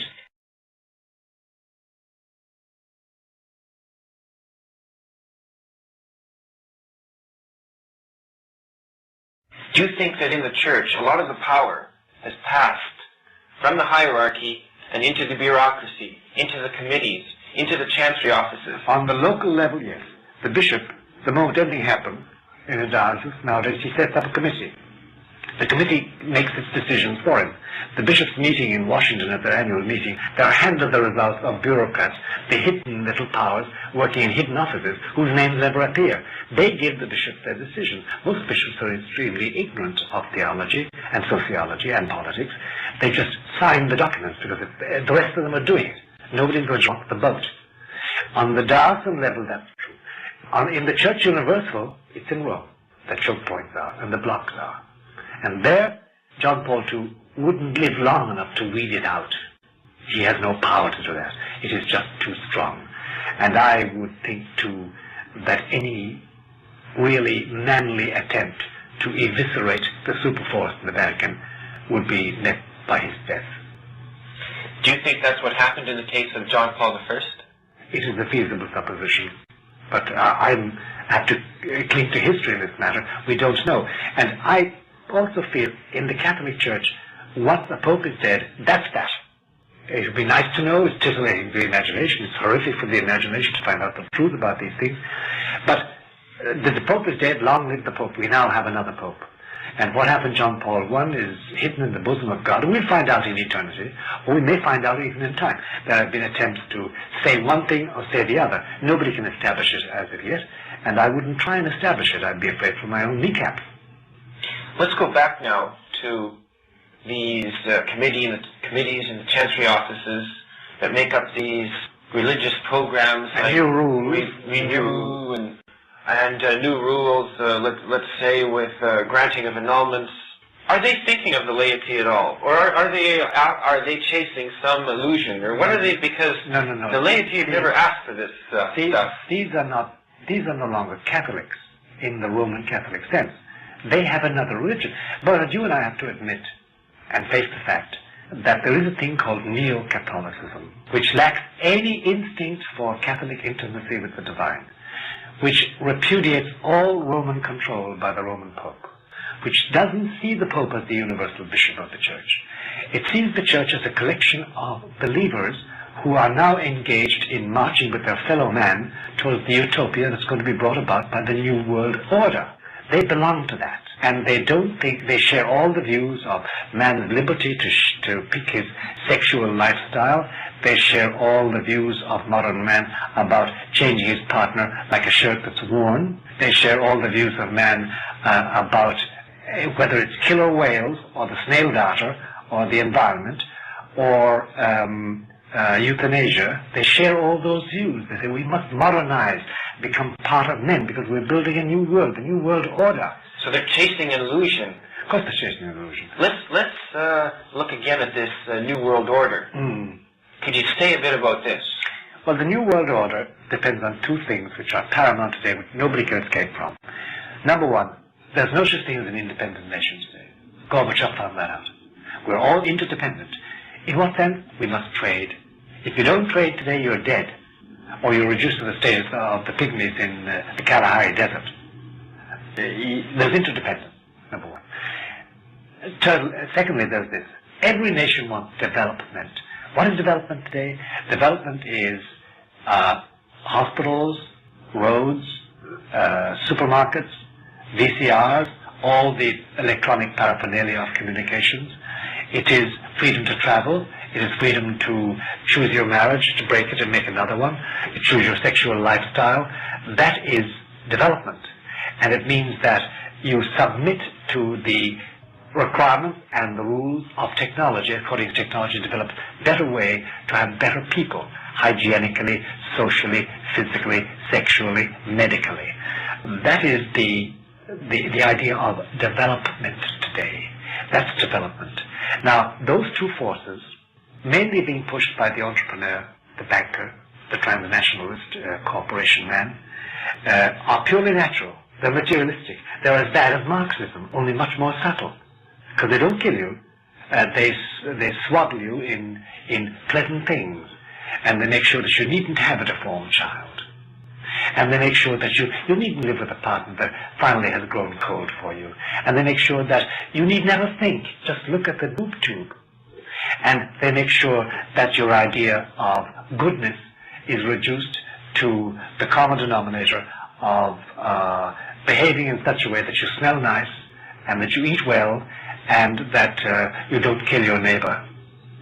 And that's a reduction to the absurd of the human ideal within a universe where finally your money and your flag and your sexuality and your food and your reading material and your entertainment is all determined by corporate masses of people. That's development. And how has this New World Order affected the education system? It has completely infiltrated the educational system. The education system in the States, in the United States, I'm sure in Canada the same thing, is now a system of secularizing the mind of the people. It no longer takes past history and past philosophy and past religion and translates them into language of today. It is totally new. And hence we find the young people coming out of school today don't know anything before their birthday. They know nothing about it. They don't want to. They're so fascinated by the new world rising in front of them, the electronically geared world, the world of instant satisfaction, the world of new curious developments, of extraordinary sounds and sights in outer space and within the world. Education has been reduced to that, and things that mattered humanistically, like poetry and drama and literature, all that is by the way, is a relic of the past, is in books. We don't read books anymore. Reading is not our forte. We listen and we look, and somebody else decides what we're listening to and what we're looking at. And the result is education, if it's any good, is technological. You're a good engineer, you're a good surgeon, but the spirit, the soul, is gone out of it all. And that is a very scary thing to think about. It is a very scary thing because it has affected medicine, it's affected social life, it's affected family life. It means that if I'm going to be Catholic, if I'm going to have my children living in Catholic intimacy, where am I going to start it from? Because we are no longer surrounded by Catholic institutions that breed that speak about that develop that mirror that. We now have Catholic institutions in every parish, in every diocese, which mirror the new desire for the New World Order based on this development of the whole man and on my being successful, my being beautiful, my being happy, my being clean, my being hygienic. This now is the great difference. Well, it seems to me that the parochial schools, both the United States and Canada, seem to be just extensions of this New World Order. There have been effects. There's no such thing as a Catholic school in the normal sense of the word nowadays. By exception, yes, you find the odd one, but it's very odd. And that's why many people are turning to homeschooling, and why they want alternative, the voucher system, where they can put their children anywhere and not pay for the public schools too, also, which are sinks of iniquity as regards Catholicism in the rearing of children. But that's the difficulty, that they no longer have the Catholic institutions. They have been infiltrated. And whether it's the bishop or the parish priest or the priest or the nuns, there no longer is that Catholic separateness. The idea is to do away with all divisiveness. Don't be fanatic about this. Be one of us. Be modern. So it's trying to meld the church into the one world order. That's right. The difficulty is that it can't succeed. It can't succeed. It can go a certain distance. It can destroy, and has destroyed, a lot of the Catholic structure. It has produced this grand illusion of the Catholic institution existing when it no longer exists. But it can't succeed because it's materialistic, and it's just as bad as Marxism in its own way.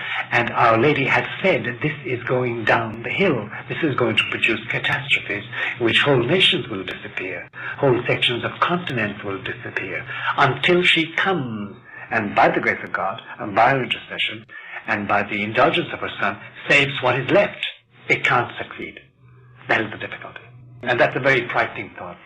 And the families, they don't seem to find this Catholic intimacy either in the parishes.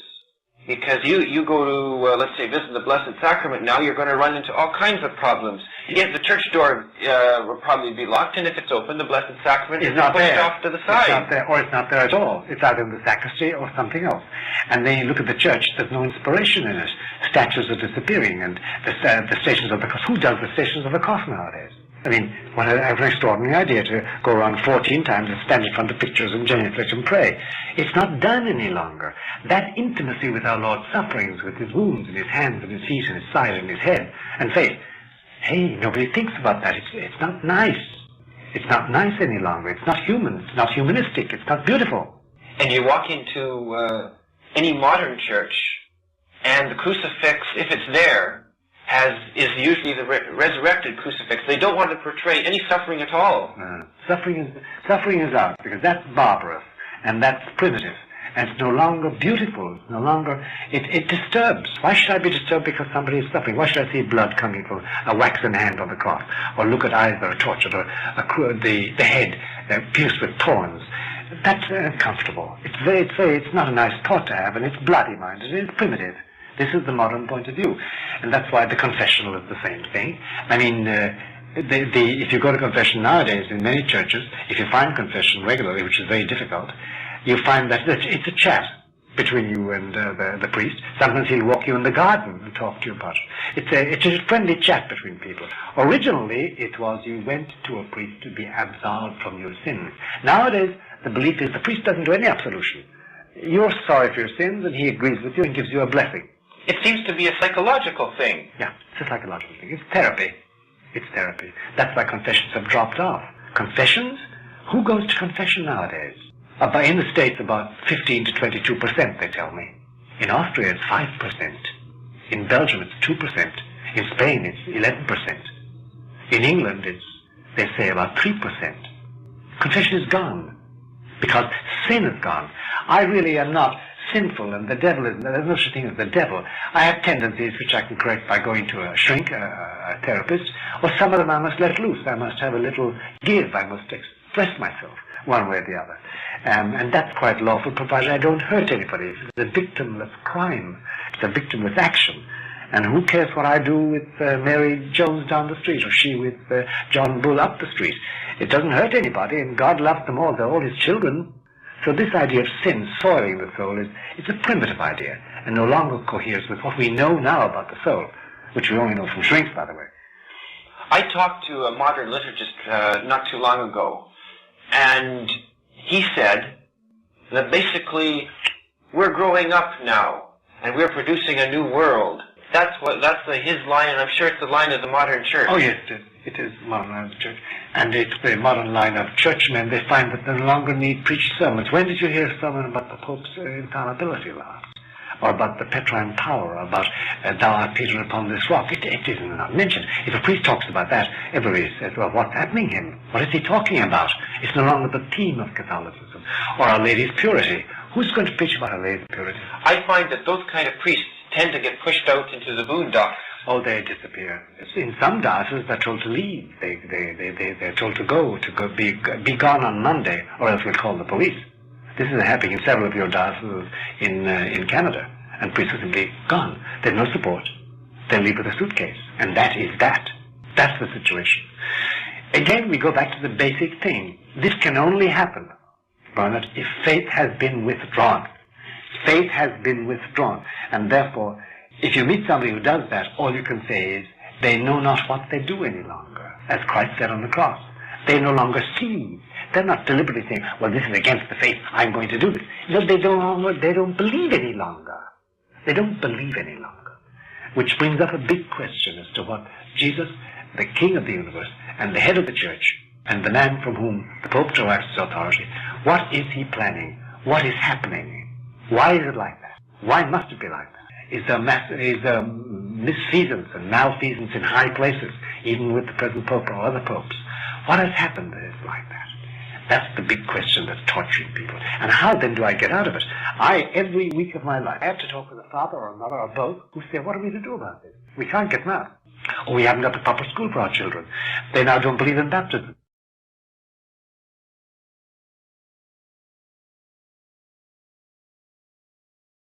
How are we supposed to put all these tendencies into perspective? What is really going on here? Well, I'll tell you what, there's a way of considering that question is this. I don't know how many people I've heard say in the last 5 or 10 years to me, where is God? Where's Christ? Is he not supposed to be watching over the church? Surely God is going to do something now. They usually said this to me apropos of some action of a bishop or a priest. We had finally had our 10th pederastic priest caught by the police, or we finally had some new statement by a bishop or a cardinal which went dead against what we were taught in school. And they say, well, why doesn't God step in? Surely he's going to appear in the heavens, or the Pope is going to do something. Why doesn't somebody do something? God or the Pope or Jesus or the angel? And you know, when his enemies captured Jesus, late at night, they probably held him from 9 p.m. until 6 p.m. the following day, when he slumped over and died with a loud cry, and Joseph of Arimathea came with the authorization to shift the body. During that time, I'm sure Our Lady didn't say it, I'm sure John the Evangelist didn't say it, perhaps Mary Magdalene didn't say it, but you may be sure that the 500 disciples gathered into Jerusalem, and all the apostles went around saying, well, he's going to suddenly wise up. God is going to intervene. He's going to send an army of angels to save him. He's going to do something. But you know, Bernard, he did nothing. It was to go inexorably through to entombment before resurrection. Similarly with us, there isn't going to be an action of God. There's going to be no intervention of God. There's going to be no sudden change where everything will be hunky-dory, finally back Catholic as it was. Bernard, it will never be as it was. The church will never be restored as it was. That is dead and gone. We're going to entombment before we get to resurrection. You know, here's the problem. Take yourself back to First Friday, the Good Friday. And the word has come to Our Lady and the women with her and St. John that he's been condemned to die. And they're taking him out to Calvary. Everybody knew where Calvary was. Everybody knew it. Just as we know where Arlington is here in the States. Or you know someplace in Canada, well-known death place. So they rushed out of the house to try and see him. They hadn't seen him for about 2 days. The last time they saw him was in Bethania with Lazarus and Mary and Martha, where he used to lie with them at night, cuddling them and holding them and being consoled.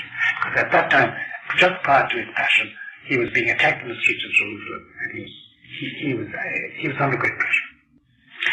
So they rushed to the streets, and they found a vantage point finally in the Via Dolorosa, where they could see the procession coming. Roman soldiers, the people, the priests, and this figure under the crossbeam. He was only carrying crossbeam. The upright was always permanently on Calvary to receive the crossbeam in a socket.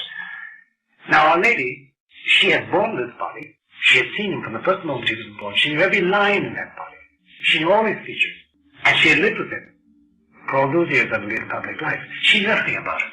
Yet when she saw that face coming around the corner, first of all clad in this awful robe they put on him in mockery, with a crown of thorns on him, the pallor of death on him, sweating, his face torn, his nose broken, with one black eye we know from the shroud, and with all the blood he had lost. If you've ever seen a person dying in those conditions, I've seen them once, they're unrecognizable. You don't know them. She took time to notice her Jesus. She took a moment to see from some trait, some gesture, some look in his eye, something as he passed her. Similarly as with the church. We cannot recognize the Catholic Church today. It is so torn to pieces, so lacerated, so beaten up, so bloodied, so dehumanized or de-divinized. We have to have faith. The faith she had, saying, yes, that is our Jesus. And then she went to Calvary to watch him die. We still have to see this thing die completely, entombment, and to see the tears of it all. That's what we're facing. And that's what Jesus wills, apparently, to allow. And that's what we're facing into today. Entombment. Gradual entombment of the Catholic ideal. Everywhere. In public life and private life. And could it be that those of us who are still practicing the Catholic faith are simply going to have to carry our cross? That's right, until we die. And that's all that's required of us. What do you think Our Lady had to carry for all those years in faith? The same thing. She had what we had. She had him. We have him sacramentally. She had the mystery, the Annunciation, and the Visitation, and the Presentation, and the finding of the temple, and all the other mysteries we haven't been told about. That's all she had. And then the mysteries of his miracles in public life. And then finally his death. And until he appeared to her, I'm sure she was the first one he came to after his resurrection. And that scene is something I can't talk about. It's so emotional. But until that moment, she had no assurance beyond her faith. Yet she never wavered. She never wavered. So similarly with us, we may have to die as we are. And another generation find out what Christ's plans with the present world are. But we've only one thing to do, and that is faith and the Rosary and the Blessed Sacrament and Mass. We needn't bother about anything else. We haven't got the grace to do anything about it. He has not put us in a position to do anything about it. And all we do is live in our faith and die in our faith and don't compromise. That's all we can do. Because now the thing is cosmic. Now the thing is geopolitical. Now it's out of everybody's hands. Because from all the evidence we have, apparently Lucifer is in his last leg. He is going to extremes because he knows the end is near of this period. These Catholic times are coming to an end, and they'll be over soon, within this decade, the present Pope, I believe. And Satan will be totally rejected and lose the kingdom he has carved out for himself in the Catholic Church and in the world of man. And there'll be a complete changeover. How many of us will see it? I don't know. Do I want to see it? I'm indifferent. What I have to do is to be done every day. Carry my cross after him daily as he did. That's all that's necessary. I can't bother about this huge struggle because it's beyond my power. It's cosmic. It's geopolitical. It involves huge superpowers. It involves all the nations of the world. It involves the coming of Our Lady. And you know, one word about Our Lady. There's a scene in the early days of Lourdes. When it became known that Bernadette was talking to the lady, Notre Dame, the local peasants, she was a peasant, used to gather behind her, but she was talking to the lady standing in the grotto. They couldn't see it, they could hear her talking. And one day, while they were all there, and she was talking to her lady, Our Lady was there, talking about the Immaculate Conception, and Our Lady was smiling apparently. Suddenly, in one of the other caves, the place had little grottos and caves, and growling as of wild animals started. And the people heard it. It was a very strange growling, a rumbling, threatening growl, as if wild animals were inside and were about to come out and rend them limb from limb. And Bernadette later said that all Our Lady did, she didn't say a word, all Our Lady did was move her head and look at the cave, and it all stopped like that. That's power. That's power. And she can stop all this suddenly by her will, invested with the power of God. But she must do it.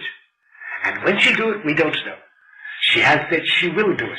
But until then, this stream of filth and corruption and decadence in the church, the institutional organization, is going to go on unabated. And you and I can't stop it, except by prayer. And prayer for individuals, clergy and laity.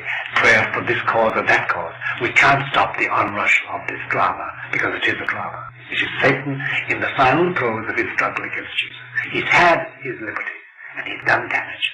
He's gained millions of souls. They're falling like leaves into hell, Our Lady told Lucia. Leaves, cardinals, bishops, priests, lay people, men and women and children.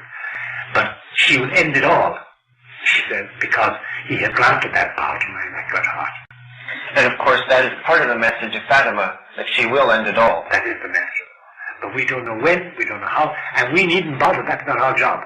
It's too big for us all. Pity therefore the man in Rome, John Paul II, caught in the engrenage, the mechanism of the superforce, inhabiting his Vatican, faced with the total revolt of his bishops, and the falling away of whole nations in faith, having to sit down with Mikhail Sergeyevich Gorbachev, knowing that Gorbachev himself is caught in the net of God's providence, and knowing that perhaps he'll return to the faith he had when he was a boy of 10, singing old Slavonic hymns beside his mummy before Holy Communion in the parish church of Privonnaya in southern Russia. Perhaps he won't. Perhaps he'll go to hell with the rest of them who have opposed God.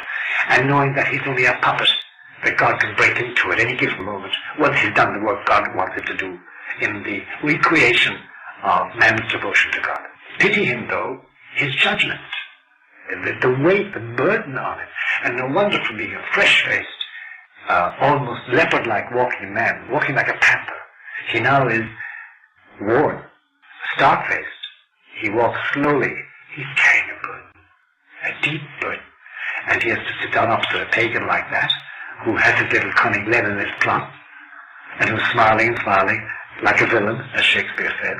And he must pray for him, and must shake hands with him and his wife, and try in some way to leave some drop of grace in him, from his words and from the action of Jesus.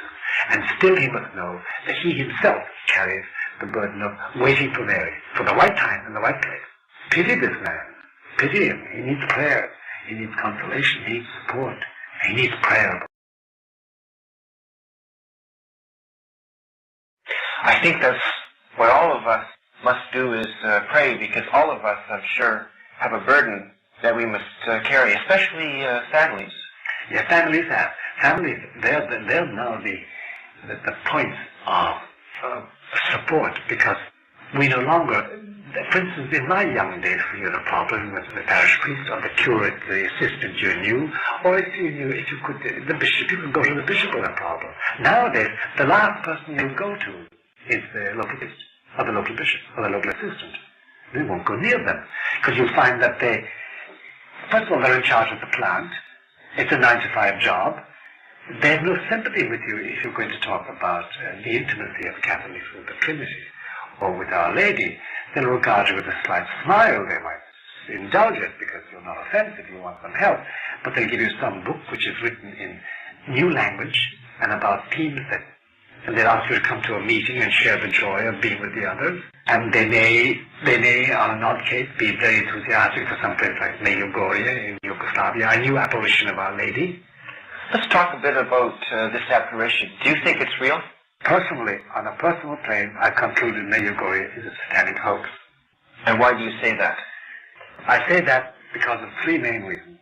First of all, if I examine those appearances, I prefer the word appearance, of Our Lady, say Lourdes, La Salette, Guadalupe in Mexico, Our Lady of Revelations in Tre Fontane in Rome, which is the latest one, Fatima, Garabandal in Spain in 1961, I find one note always there. The participants, as they call them, the seers, always submitted to the church. And when, sometimes through years of silence, persecution, sometimes imprisonment, certainly badgering and interrogation, waiting for church approval, which finally came. Medjugorje is totally different. Total revolt. No, we're talking to Our Lady every day. She says this. She told us to say this. We're going to say this. The local bishop has been shunted aside by the Medjugorje people. Whereas not there, I think it's now 13 million people have come to Medjugorje on pilgrimage. And there are confessions and rosaries and pilgrimages and processions every day over there. A huge amount of tourist money is gone into Yugoslavia. The Marxist authorities at that time were very, very enthusiastic about Medjugorje because it increased tourism. But apart from that question of the material benefit, there's that one side. It was not submissive to the authority. You see, if the authority is even unjust, you have to submit to it if he has the authority. Christ said that. Upon the chair of Moses, the scribes and Pharisees have said, don't do as they do, but do as they say. They have the authority. That's the first sign for me that Medjugorje is not for me, certainly. I can't touch it. Number two, it's what Our Lady is quoted as saying, that other faiths are just as good as ours. Leave the Muslims alone. There are a lot of Muslims in Yugoslavia. Their faith is just for them, it's good. It's not for you. I can't imagine Our Lady saying that. I just can't imagine Our Lady saying that. And there are a whole list of things like that, plus funny incidents. For instance, once during a documented incident, once during the supposed apparition when the children were talking to Our Lady, a French newsman with typically French influence, the children's eyes are always fixed on this invisible object, Our Lady. He pointed his finger to the eye of one of the children and shaking the back up. Now, if the seer was totally absorbed, how could it be like this? So the priest, Malik, who gathered the child in his arms and went off into the sacristy. For a moment, he came back and said, well, the child actually thought the child Jesus was falling from the arms of Our Lady, and he was shocked. So it's obviously a sham. Then there are other things connected with the fact that Our Lady used to appear in the fields, first of all, and then they got it transferred to the sacristy, or a little room opposite the sacristy in the parish church. And there are whole behaviorisms there. And then the subsequent history of Vanek and other people connected with it that do not smell of heaven. Then there is the alchemy touch. You know, the medieval alchemists used to, by the power of the devil, they could change lead into gold. And there is this funny thing of your rosary beads turning from ordinary metal into gold. We had that in Mercedes, in Wisconsin too. We had it in Bayside. Yeah, we have it in Bayside too today. It's alchemy, it's medieval alchemy, an old trick of the devil's. And then there are things like that that are very funny. There's one other factor which is going to make you laugh, but which for me is paramount because I'm Irish. The Irish say the devil can cloak every part of him, make himself the most beautiful angel of light, except his feet. He can't hide the hooves. Nobody has ever described Our Lady's feet in Mayagore. Everything else perfect. Bernadette said there are roses on her instep. And Garabandal, same thing. Conchita has described Our Lady's feet. Garabandal at Mayagore, no mention of the feet. And I'm sufficiently Irish still to say the hooves. He can't hide the hooves. He always appears with hooves. This is the Irish idea of the devil as a goat, as an unclean goat. But it's only a sign. It's not the Durham abstractor in my decision about Mayagore. Now, if tomorrow the Pope says Mayagore is fine, there have been abuses, then I will submit.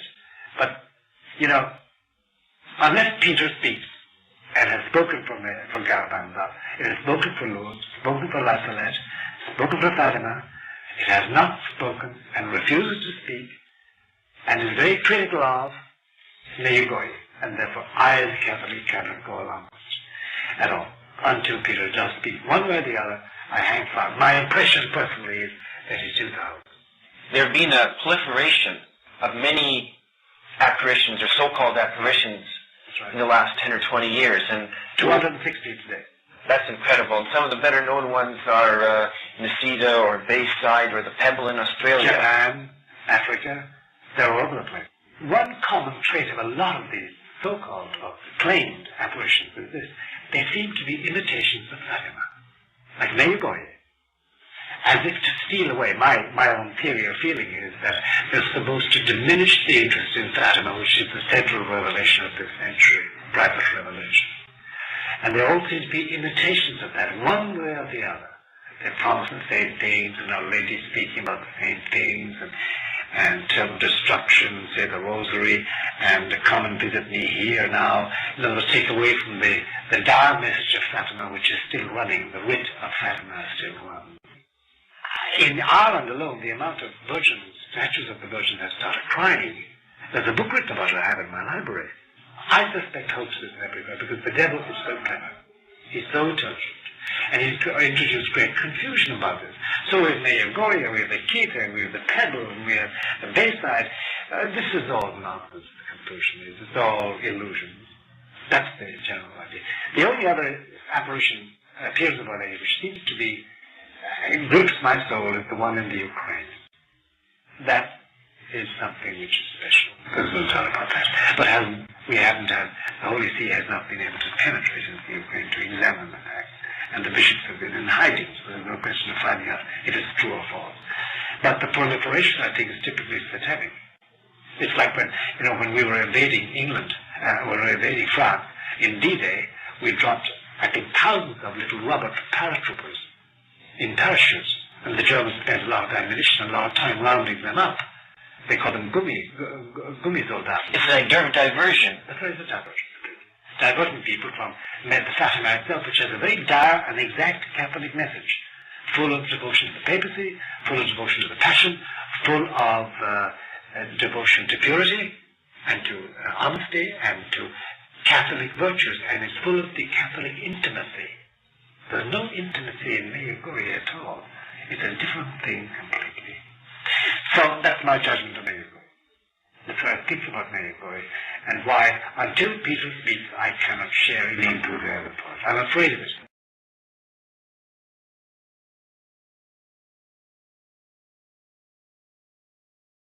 There's one other note in it, and it's this. There's a charismatic note, a Pentecostalist note. Everybody who's become a Mayagore enthusiast, for me, suddenly becomes an authority. The Holy Ghost is speaking to them. They know exactly about everything.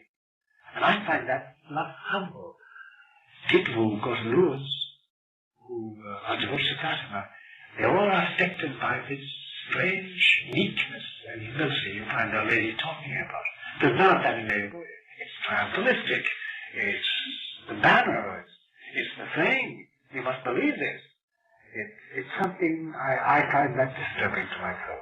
Could it be that the proliferation of these apparitions is an attempt to fill a void that many Catholics have in their lives? No longer can they go to their parishes for devotions, and so they're looking for something, and these apparitions are filling a void. Of course. And I think they're being filled by Satan. I don't think it's Our Lady is doing it. I think Satan is saying, oh, you want something special? You want something really intimate with divinity? Our Lady's appearing over there on top of the pillar. I think that's true. Or we create them ourselves. I think that's true. It's answering a self-need, but it's not answering the Catholic response. Is the same maybe true of the charismatic movement? Well, I, from the very beginning, have been very, very unenthusiastic about the charismatic movement. I know charismatics whom I esteem an awful lot and who are marvelous Catholics, but there's a spirit in the charismatic movement, it's like me and the sergeant. Suddenly, they have direct communication with the Holy Spirit. And I've been at the charismatics meetings when they speak in tongues. And I know from Scripture that the Scripture doesn't speak about what they call speaking in tongues. In Scripture, speaking in tongues means speaking in languages which are intelligible to somebody. There's no such thing as speaking gibberish. I was beside Cardinal Sunan once, when in the middle of one of these charismatic readings, he said, Adgalam Hunk. And it was translated by somebody as meaning that Jesus loves us all. This is not scriptural. It's invented. It's invented in Wisconsin by the Pentecostal movement back in the 60s, I think, or wherever it started, and taken over by the Catholics. It's a great way of letting go, of letting off steam. It's also, I think, a search for easy answers. That's right. Like with these apparitions. That's right. It's a way, in a way, having a direct pipeline to God. It's a way of avoiding the cross. That's right. It's also a way of avoiding church authority, telling you to do this and not to do that, when it's great church authority. I am now speaking to the Holy Ghost. He speaks to me. And I still find it ludicrous at a charismatic meeting when somebody stands up and says, Ikit gogo panan gogo, and somebody in the chorus stands up and says, she is now telling us that the Christ child loves us all. Now the utterly babbles we know already. Mm-hmm. How do they know that? They say a gift. The church has never blessed it. It was again Paul VI who made the mistake of giving any encouragement to Catholic charismatic movement. We had a charismatic movement, devotion to the Holy Spirit, which is typically Catholic, long before the Pentecostalists in America gathered round and invented the whole idea. We had devotion to the Holy Ghost. We had orders devoted to the Holy Spirit. And we have a huge treasure house of doctrine and piety and devotional practices in honor of the Holy Spirit. We've always had that. This is Catholic. This is tradition. This belongs to our perennial church, not this newfangled thing which is an antidote for my seediness, an effort to give me a status. Because I am now talking to the Holy Spirit directly. Don't interrupt me, and I'll tell you what he says, and you may not understand it, but somebody else in the congregation who has the gift will tell you what. This is not Catholicism. Christ didn't speak like that. He spoke in plain language. There almost seems to be an attempt to suppress those old traditional things. They don't want anything to do with that. That's the Catholic Church. That is out. That is prescribed. Hence, I always speak about Catholics and Neo-Catholics. There is a Neo-Catholic movement in the Church. It is trying to change everything to a new format in order to be modern. And that's, I think, the biggest legacy of Vatican II, they call it. That it did create this new church within the church. It is an anti-church. It wants to leave behind everything else and have new ways of doing things and of living and of marrying and of dying. And isn't its symbol the new Mass? Oh, the new Mass. The new Mass I think it's the fountainhead of all our difficulties.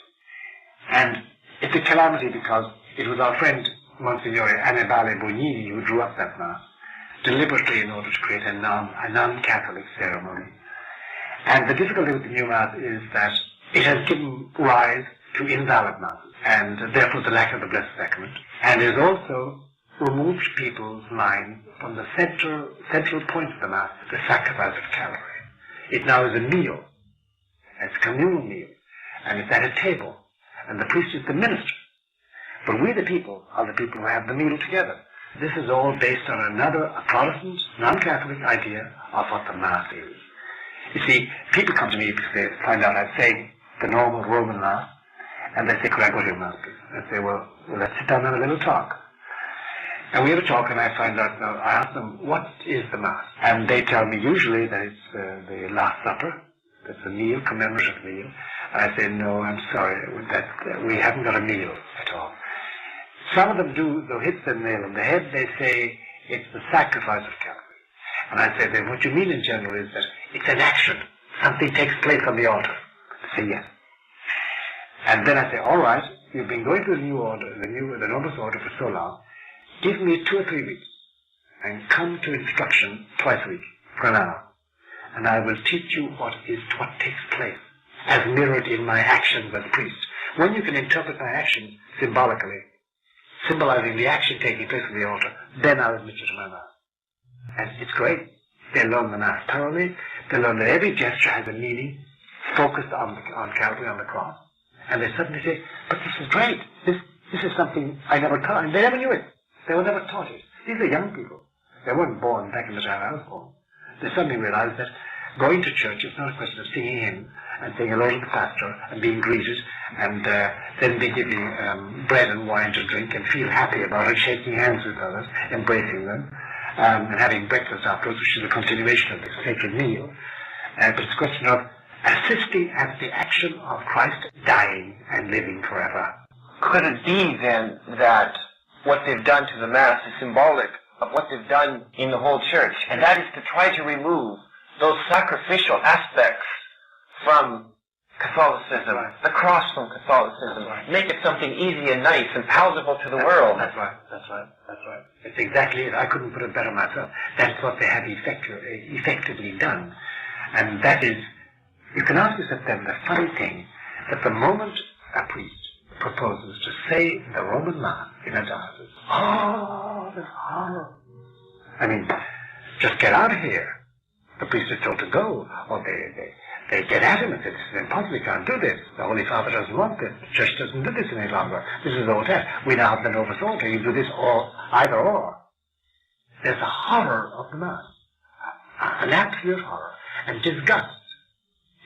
I remember reading a very prominent French theologian, a Jesuit, quite recently, who said that by chance he had to assist at one of the Roman Masses in Paris. He said he found it disgusting. The idea of a man turning his back on the populace and praying quietly. Such a disgusting idea. And I know that Jesuit has lost it. He no longer knows what goes on. And that's the destruction of the center of Catholicism, because believe you me, without the Mass, and without Holy Communion, without that Mass, Catholicism dies. That's why the Irish, for 400 years, used to have rock Masses. They had a rock behind which the priest hid and the people gathered there and they said Mass. Keep the Mass going. Now that it's died out, now that we have invalid Masses, and we have many invalid Masses, because many priests are not validly ordained, and many bishops don't ordain validly, no wonder grace is lacking. You get sanctifying grace through the sacraments, mainly the Blessed Eucharist and the Holy Communion. That's the plight of the Church, and the effort has been to destroy that.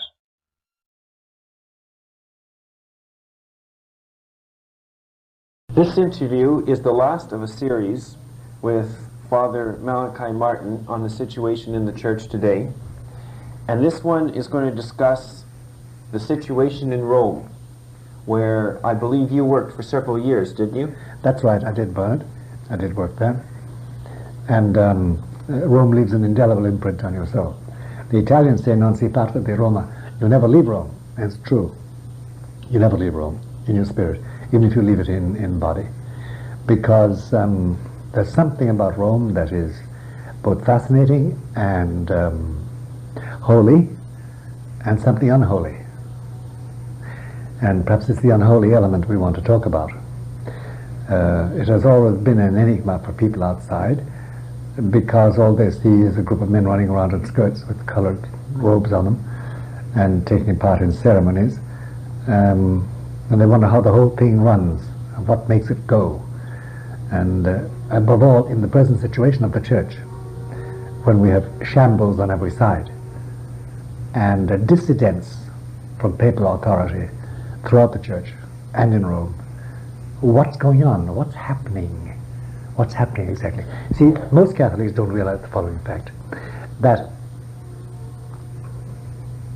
it is our faith to believe, it is our faith to believe that the Pope will always be Bishop of Rome.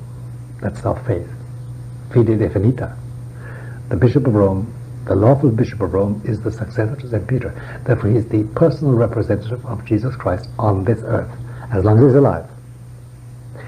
It's also our faith that, and this is called the factum Romanum, the Roman fact, that even if he ended up living in a forest glade in Tasmania, Rome would still be the center of the church, the See of Rome.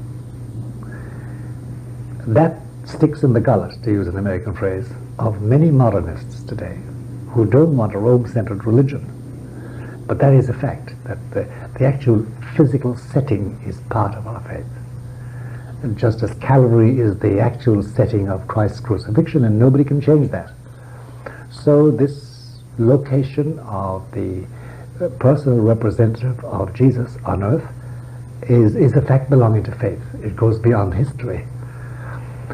And that's the complicating factor, because you have this man, he's a cardinal nowadays, usually has been for almost 1,000 years, over 1,000 years.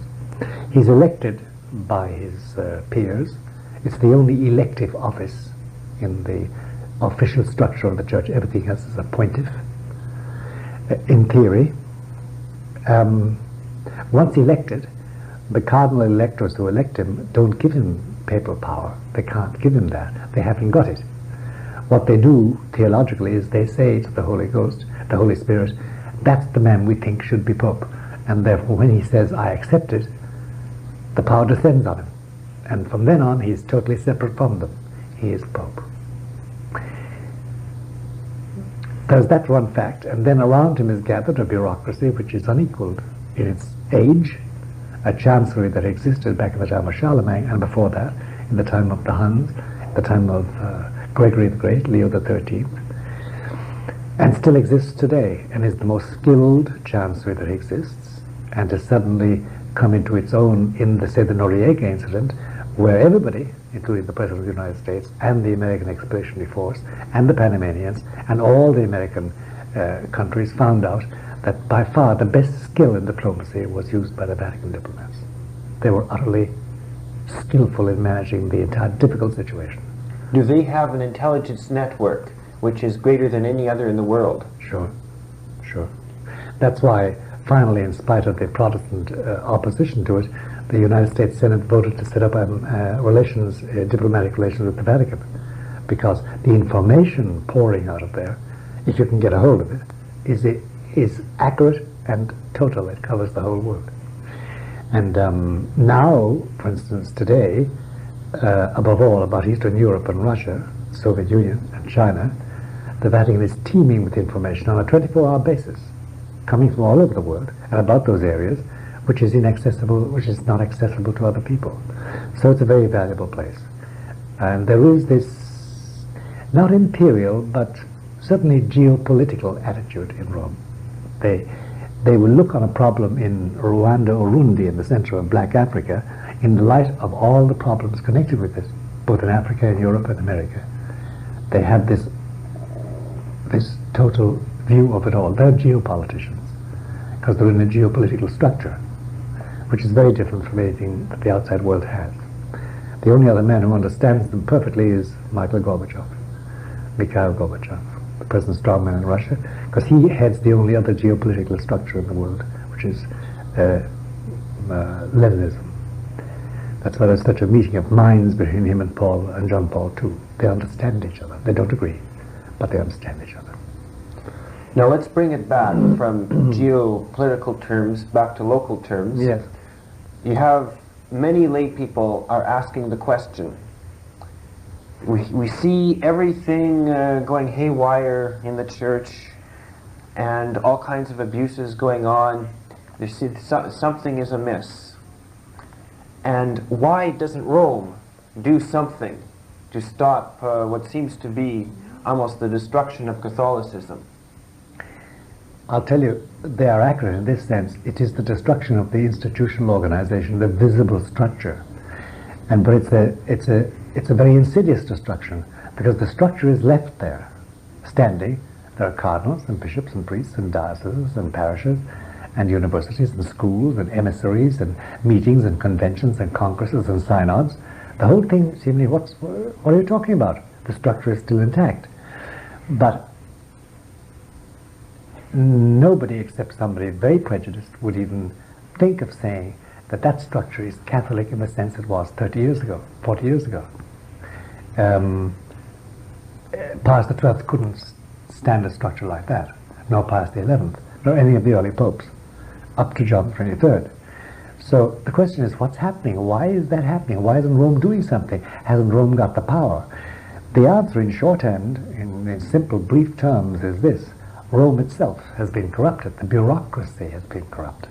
There is resident in the Vatican bureaucracy, small and limited as it is, but all-powerful, there is this anti-church partisanship which is out to change the face of Catholicism. And the church they envisage is something completely different. It's not a church centered in the Roman pontiff's rule. It's not a church which is centralized in Roman authority, jurisdiction. It's a church, it's a Rome which heads a collection of autonomous communities bound together by ancient tradition and by sentiment, and of which the head, the Pope, the Bishop of Rome, is a very honored man because he's the 264th or 265th successor to St. Peter. But the Church of Peter, the Church of Pius XII, the Church of Pius V, the Church of Gregory XIV, they don't want that. They have another ecclesiology completely. And the theological underpinning, the theological belief at the back of it all is a different idea of salvation. You see, the church is built, the Catholic Church is built on the principle that many are called but few are chosen. The saved are few. Not perhaps a minority, but certainly not the totality. Whereas nowadays the cry is that all men are saved. All faiths are equal. Just if you're a Catholic, be a good Catholic. If you're a good Presbyterian, be a good Presbyterian. If you're a Muslim, be a good Muslim, and you'll be saved. So conversion is no longer the name of the game. Oh no, no. Catholic teaching is no Presbyterian is saved because he was a good Presbyterian. No Muslim is saved because he was a good Muslim. If I am a Hindu, and I'm a good Hindu, if there's such a thing, I'm sure there is, but if, you've got to meet them to find out, and I'm saved not because I'm a good Hindu, but because the grace of the Catholic Church was communicated to me by some mercy of God. Similarly with a good Presbyterian, or a good Protestant, or a good Jew. If they're saved, not because they were good Protestants or good Jews, it's because somehow, in spite perhaps of my Judaism or my Presbyterianism, the grace of the Catholic Church was communicated to me, because outside the church there is no salvation. And they mean the visible church. Not the mystical body, they mean the visible church. But nowadays, as you know, the principle is that, well, we're all equal, let's be ecumenical. Remember, the word ecumenical originally meant Christians. Now it means anybody who gathers in who professes some religion, who's a Hindu or a North American Indian or an animist. He joins in the ecumenical gatherings, and they're all to be saved. They're all saved by being good North American Indians or good Buddhists, good Hindus, good Confucianists. That's the theological basis of it all. The old ecclesiology of the few and the many, the church of the elect and the others, is out the window for the modern theologian, and it has permeated Rome. Now, it's very important because it affects the Mass. That's why they've changed the words of the Mass. Instead of saying, when consecrating the wine, which shall be shed for you and for many, they changed it to for you and for all.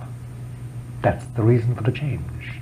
That's what invalidates those words in the Mass and makes them null and void. The wine is not consecrated.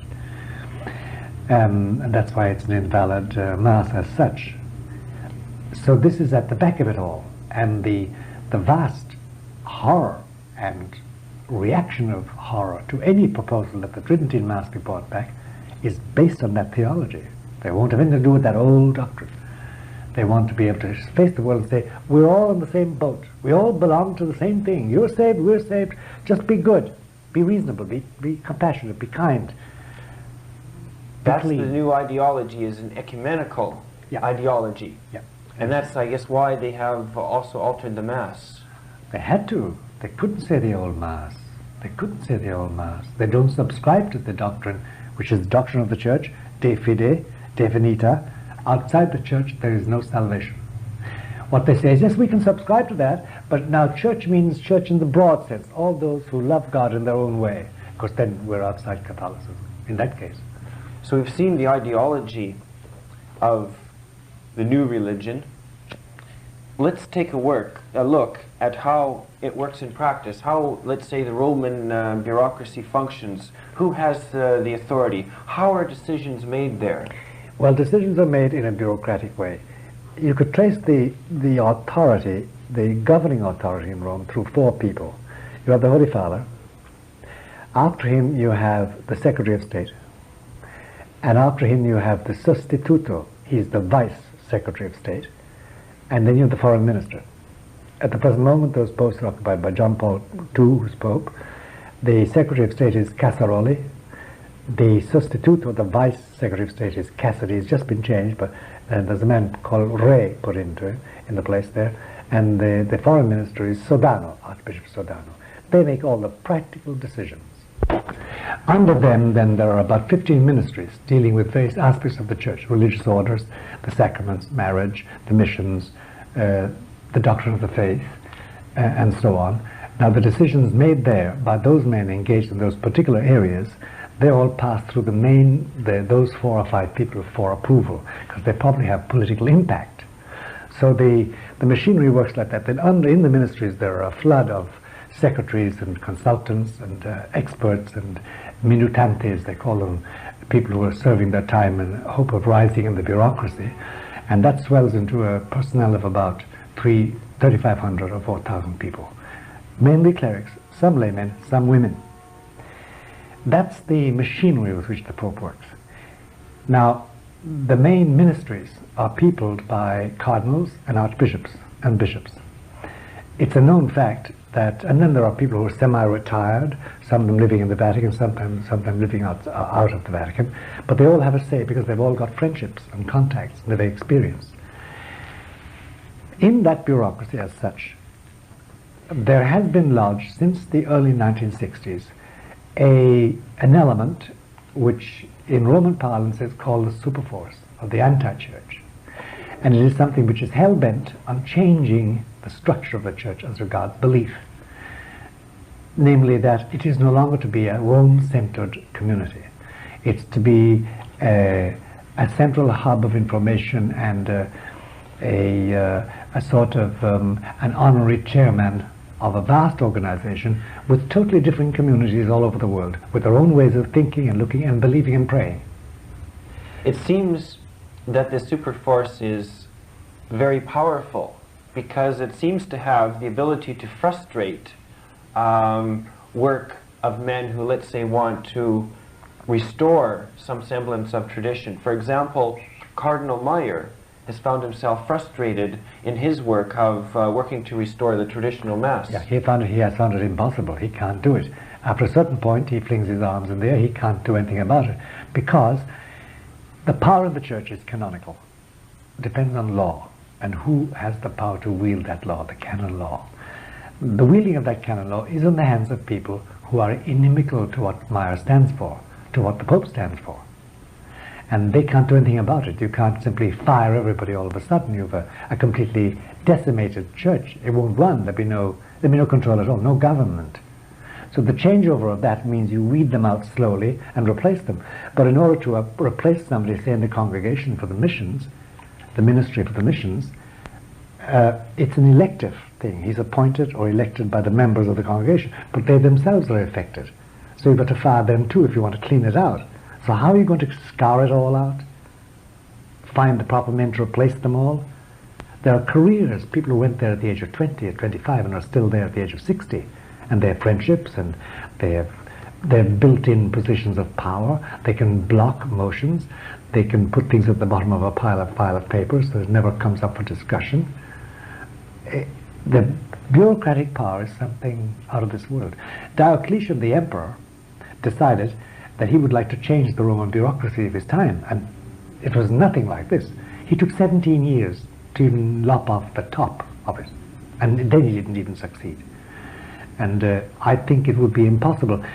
to clean up the bureaucracy itself. There is the Vandal solution, as you know, what Cordell Hull once said about the Secretary of State. The way you deal with the Secretary of State, he said, the Department of State, is you wipe it out and you put one solitary desk in the middle of a room and say, that's the Department of State from now on. You start at the bottom. Because the Vandals, as you know, came into a city, they wiped everything out. They left nothing, just took the gold and the women, killed the children and the men, and went away. That's the Vandal solution if you want to start anything. Wipe everything out and start all over again. Because you can't weed out the bureaucracy. It's the same thing now. The Poles have a difficulty in Poland, but they have a non-communist government, but there are tens of thousands of communists in every branch of government. How do you're blocked at every step.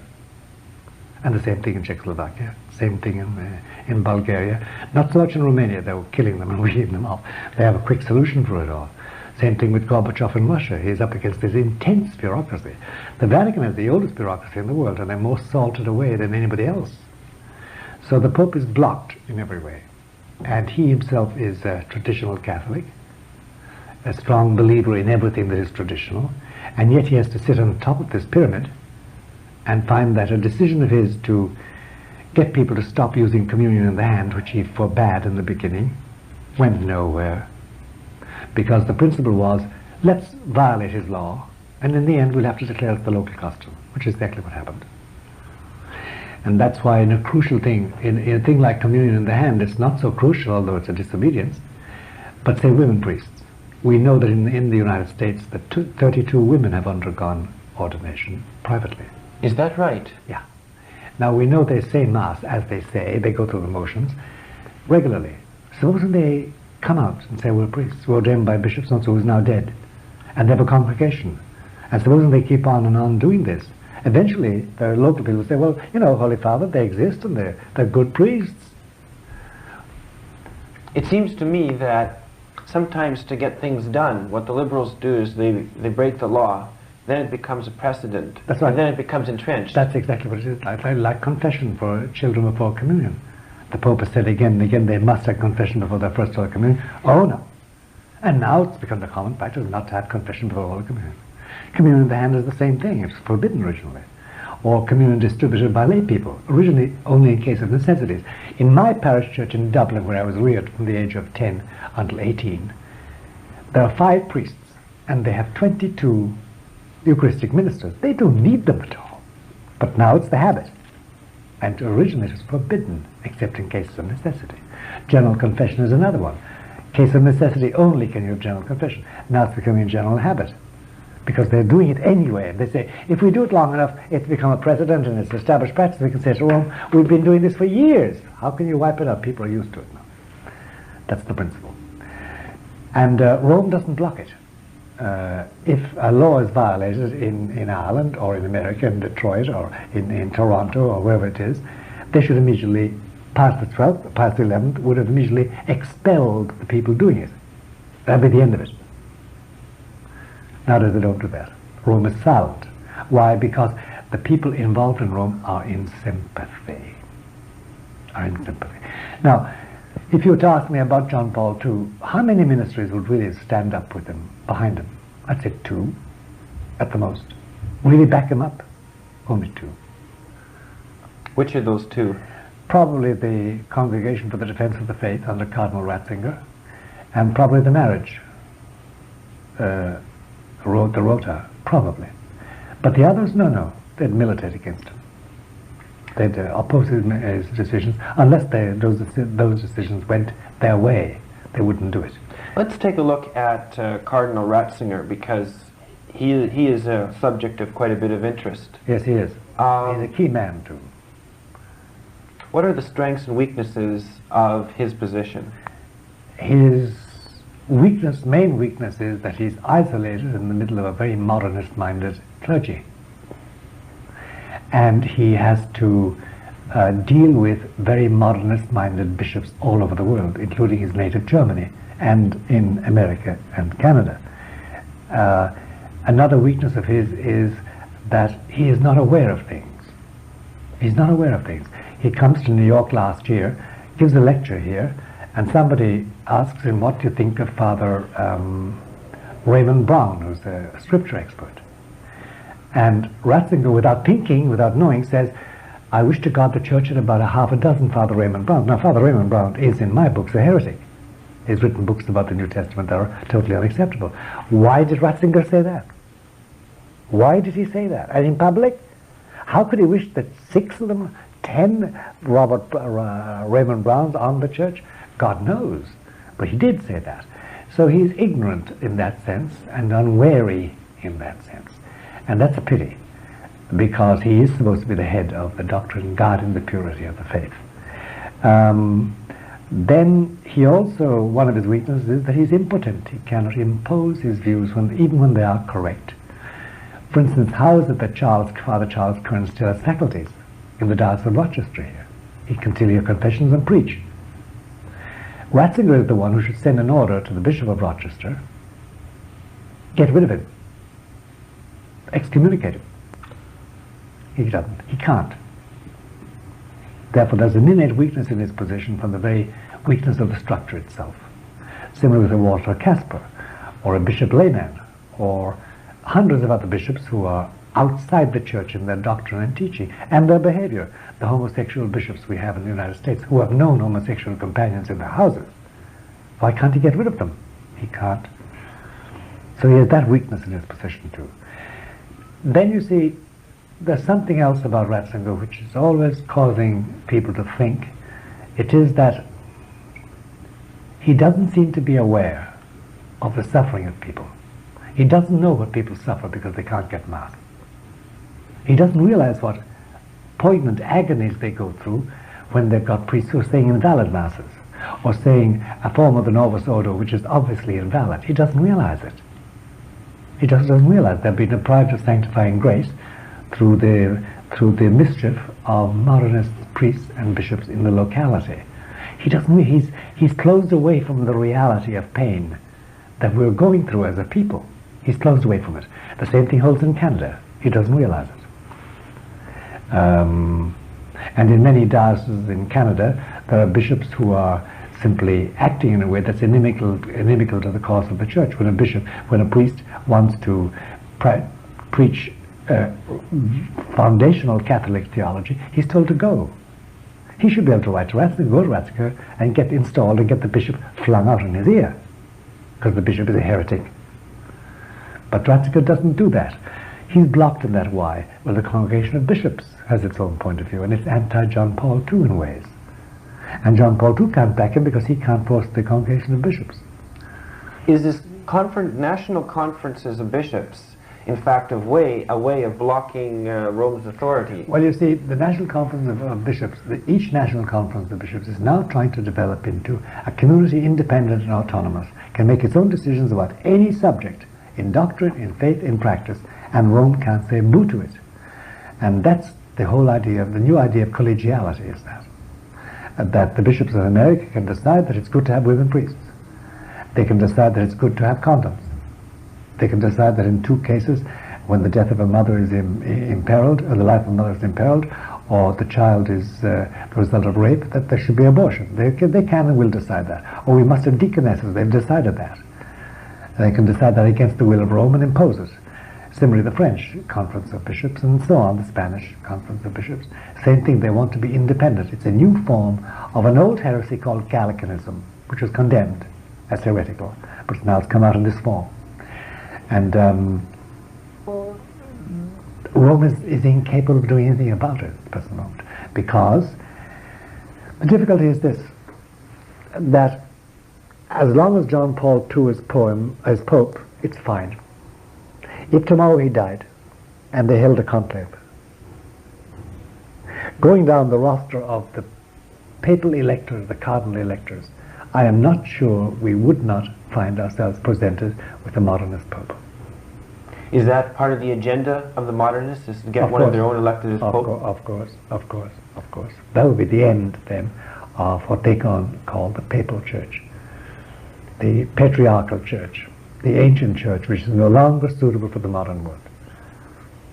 But you see, between now and then, there's a lot of water going to flow under the bridge. That's why John Paul II treads very warily. He wants no second assassination attempt. and he wants no real obstacles put in his way. He's about something. He's engaged in something else completely, some other mission, far removed from this problem. He tolerates this, tries to maintain a unity, a facade of unity anyway, and hopes that what he's hoping for will happen soon. Is he aware that there's a problem out there? Does he have good information? His eyes have been blinded with videos, and his ears have been deafened with audio, and his ears have been filled with accounts of it all. He knows it all. He knows it all, and can do nothing about it. He knows he can't do anything about it. He could rant and rave, he could excommunicate, and create a worse situation than ever. There's no way out. It wouldn't renew the faith. It wouldn't renew a seminary. So we find a situation where the head of the church is hemmed in and is not really, in the true sense, the head of the church. He is in the eyes of God, he is in the eyes of believers, but he's not. He's the head of the church without the power. He hasn't got the power. They are hoping that he will stop all practice, all attempt to practice the Petrine office, so that it falls into obsolescence, into desuetude, and they can say, well, this has never been done for the last pontificate. The last pope never did this, so why should you do it? Speaking to another Holy Father. It's to set a precedent. That's right. That's right. And make it one of those relics stuck in a Vatican cellar that once was used and is no longer used. That's the idea of it. And they've come to that point to a large degree. The Pope's voice doesn't really hold in dioceses now, in the United States, for instance, in Canada. It's not what the Pope wants. It's what the local bishop has decided. The local bishop is really getting the best of both worlds, because he has, to a certain extent, still the authority from Rome. Oh, he yes. has the implicit approval of Rome. That's right. And yet he can still do everything he likes. Oh yes. There's no hold on that bishop, unless he really puts his foot in it. We have had a few, like Bishop Garrity out in New Jersey, who had to leave overnight, long before retiring age. But that's because he really made a mess of things. But others have got away with murder and still getting away with murder, and they can't be touched. Because Rome hasn't got the power to do it any longer. And the bishop seems to have the best of both worlds in that sense. I don't think he's going to have the best of the next world, but certainly of the two worlds, his own particular world and the Roman world, yes, he has the best of it for the moment. But what is he going to say to Christ when he's confronted at his particular judgment? And Christ said, you dissipated the power of Peter, who represents me. Why did you disobey him? Why did you listen to those Freemasons? Why had you got a homosexual lover? Why did you expel the homosexual priests? Why did you allow theologians teach heresy in my seminary? Why did you allow invalid masses? Do you realize the souls that were lost by that? What is the poor man to answer? I was crazy, Lord. I didn't believe. Oh boy. Let's take a look at some of the key players now in the Vatican, perhaps some of the liberals who are part of this super force. And the first one that always comes to mind is Cardinal Casseroli. Yes, well, Casseroli's role is not so much as a liberal, it is in his attitude to things. You see, nobody would think that Casseroli is, nobody would classify him as fervently Catholic and as pastoral in approach. Casseroli is a politician, cleric, who's been at this job for a long, long time, and who would like to claim that it was his breakthrough when the Pope met Gorbachev. It wasn't actually. It was John Paul II's achievement and his alone.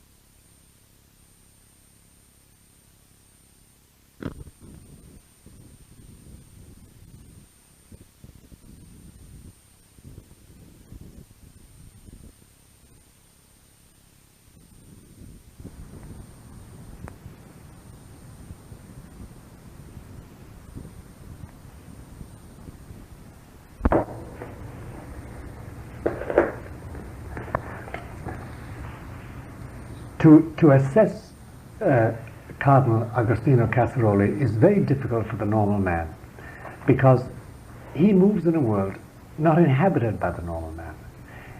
Casseroli has been dreaming and planning of gaining access to Eastern Europe, to the Europe of the USSR, for so long, of reconciling East and West, and of a new era completely.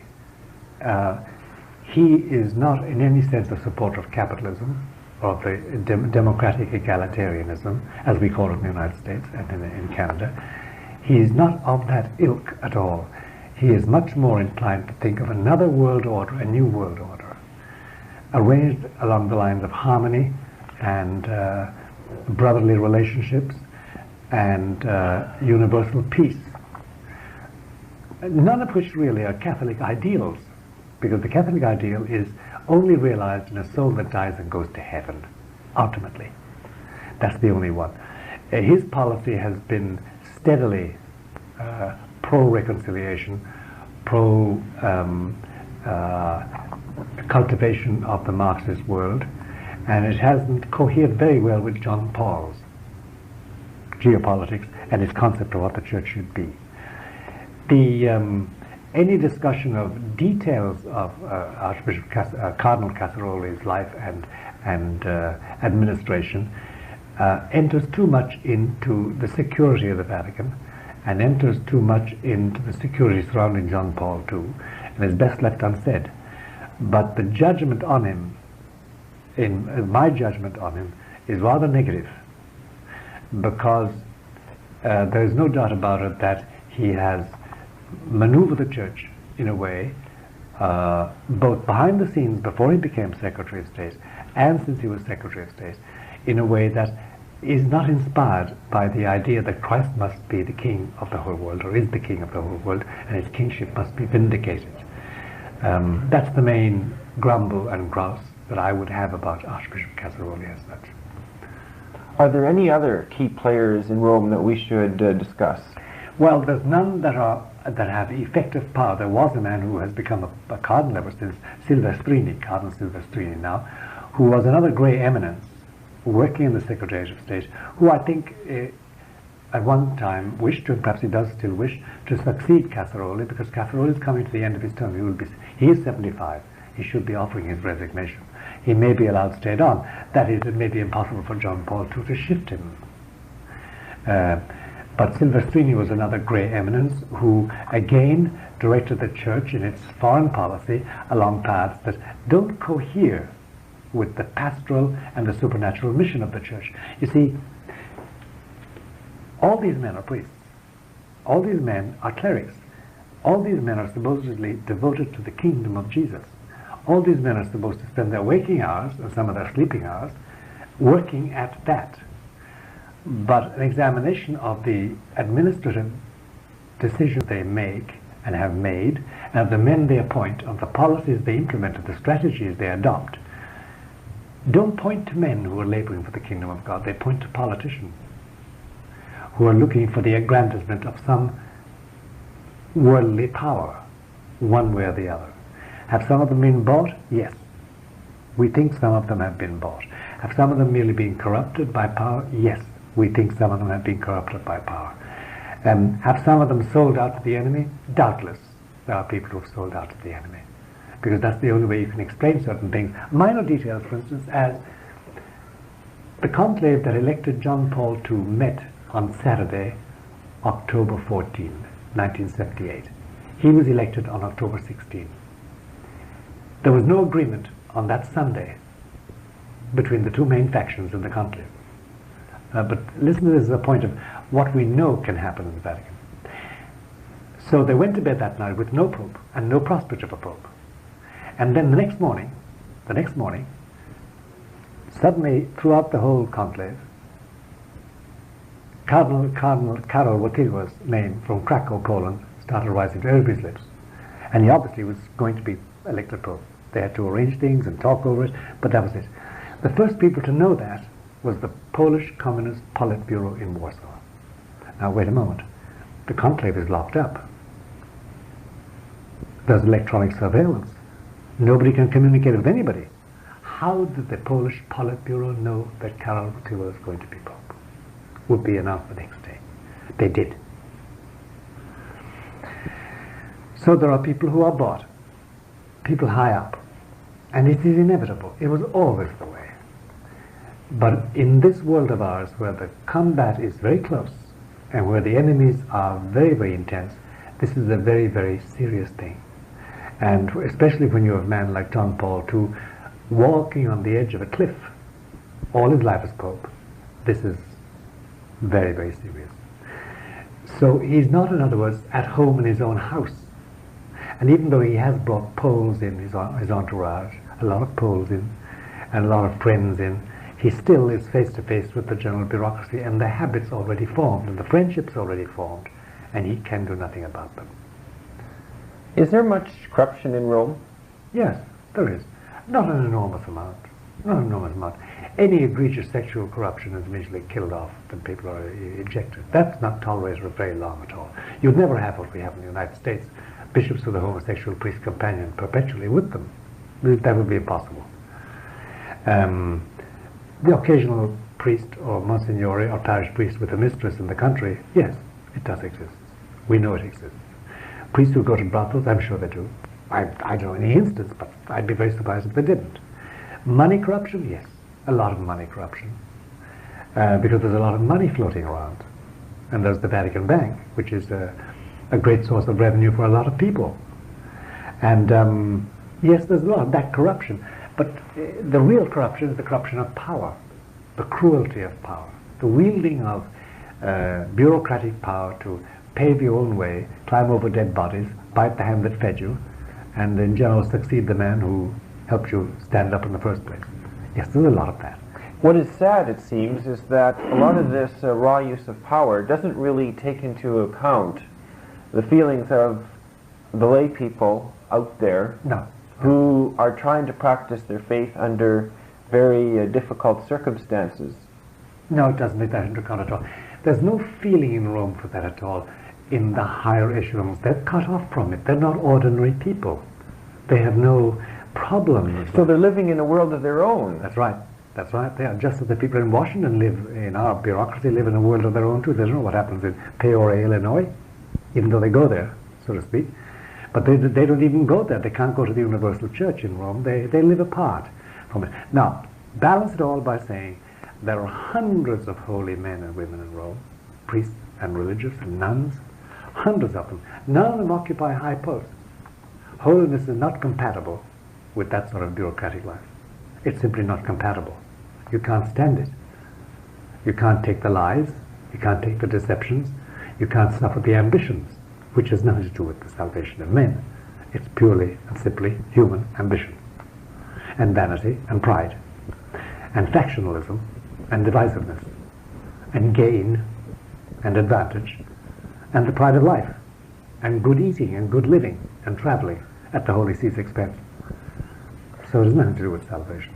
Let's take it back to the laity, though, who are trying to work out their salvation. Yes. Many of them see these abuses in the parishes and in the diocese. And so they sit down and write to a cardinal, quite often Cardinal Ratzinger. Yeah. And they'll send all kinds of documentation about these abuses. Yes. And then they don't hear back. Nothing gets done. That's right. And Rome loves it. Rome loves it. Because as long as it has the papers, that's all that matters. Now, any deviation from rule, any revolt is what they can't stand. But they don't mind all the letters and the paperasseries, the French call it. Rome is full of paper. And there's no difficulty there.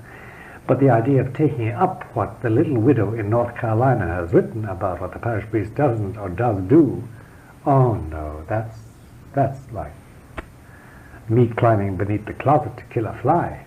You know, it's not their concern. They're not concerned about that. And de facto, the little widow in North Carolina who does write that letter, what she has to do is to pray and put up with it all, because that's the way the church structure has been built. And until God changes it, we've got to put up with it. That's our cross. And we've got to pray for it. There's no change. There's no change in the offing even in that. That's not going to change. And I know organizations of men and women in this country that have gone to Rome, a whole group of them, financed themselves, and they've written out their objections, complaints, and difficulties, and they've gold embossed a book, and they wait for the cardinal, they put it into his hand, and they receive his blessing, and they get a letter about a week later saying that His Eminence has read it, and he feels that the church is blessed by having such fervent Christians. Period. Full stop. That's it. And Rome is delighted. These people are faithful to them. They come to them with their complaints. Nothing is going to be done about it. Rome is never afraid of paper. Paper is not frightened of it. Mm-hmm. Rome is only frightened by a man like Archbishop Lefebvre, who says, I'm going to consecrate 4 bishops. Let's take a look at the Lefebvre issue and others as well. It seems almost as if Rome is, on the one hand, protecting some of the bad people out in the field. You have all kinds of heretical theologians, and nothing is done about them. And yet you have, let's say, people, traditionalists, like Archbishop Lefebvre or Father Nicholas Gruner, and every attempt is made to suppress them. Well, take Archbishop Lefebvre and compare him, say, with probably the outstanding heretic today, Hans Kung.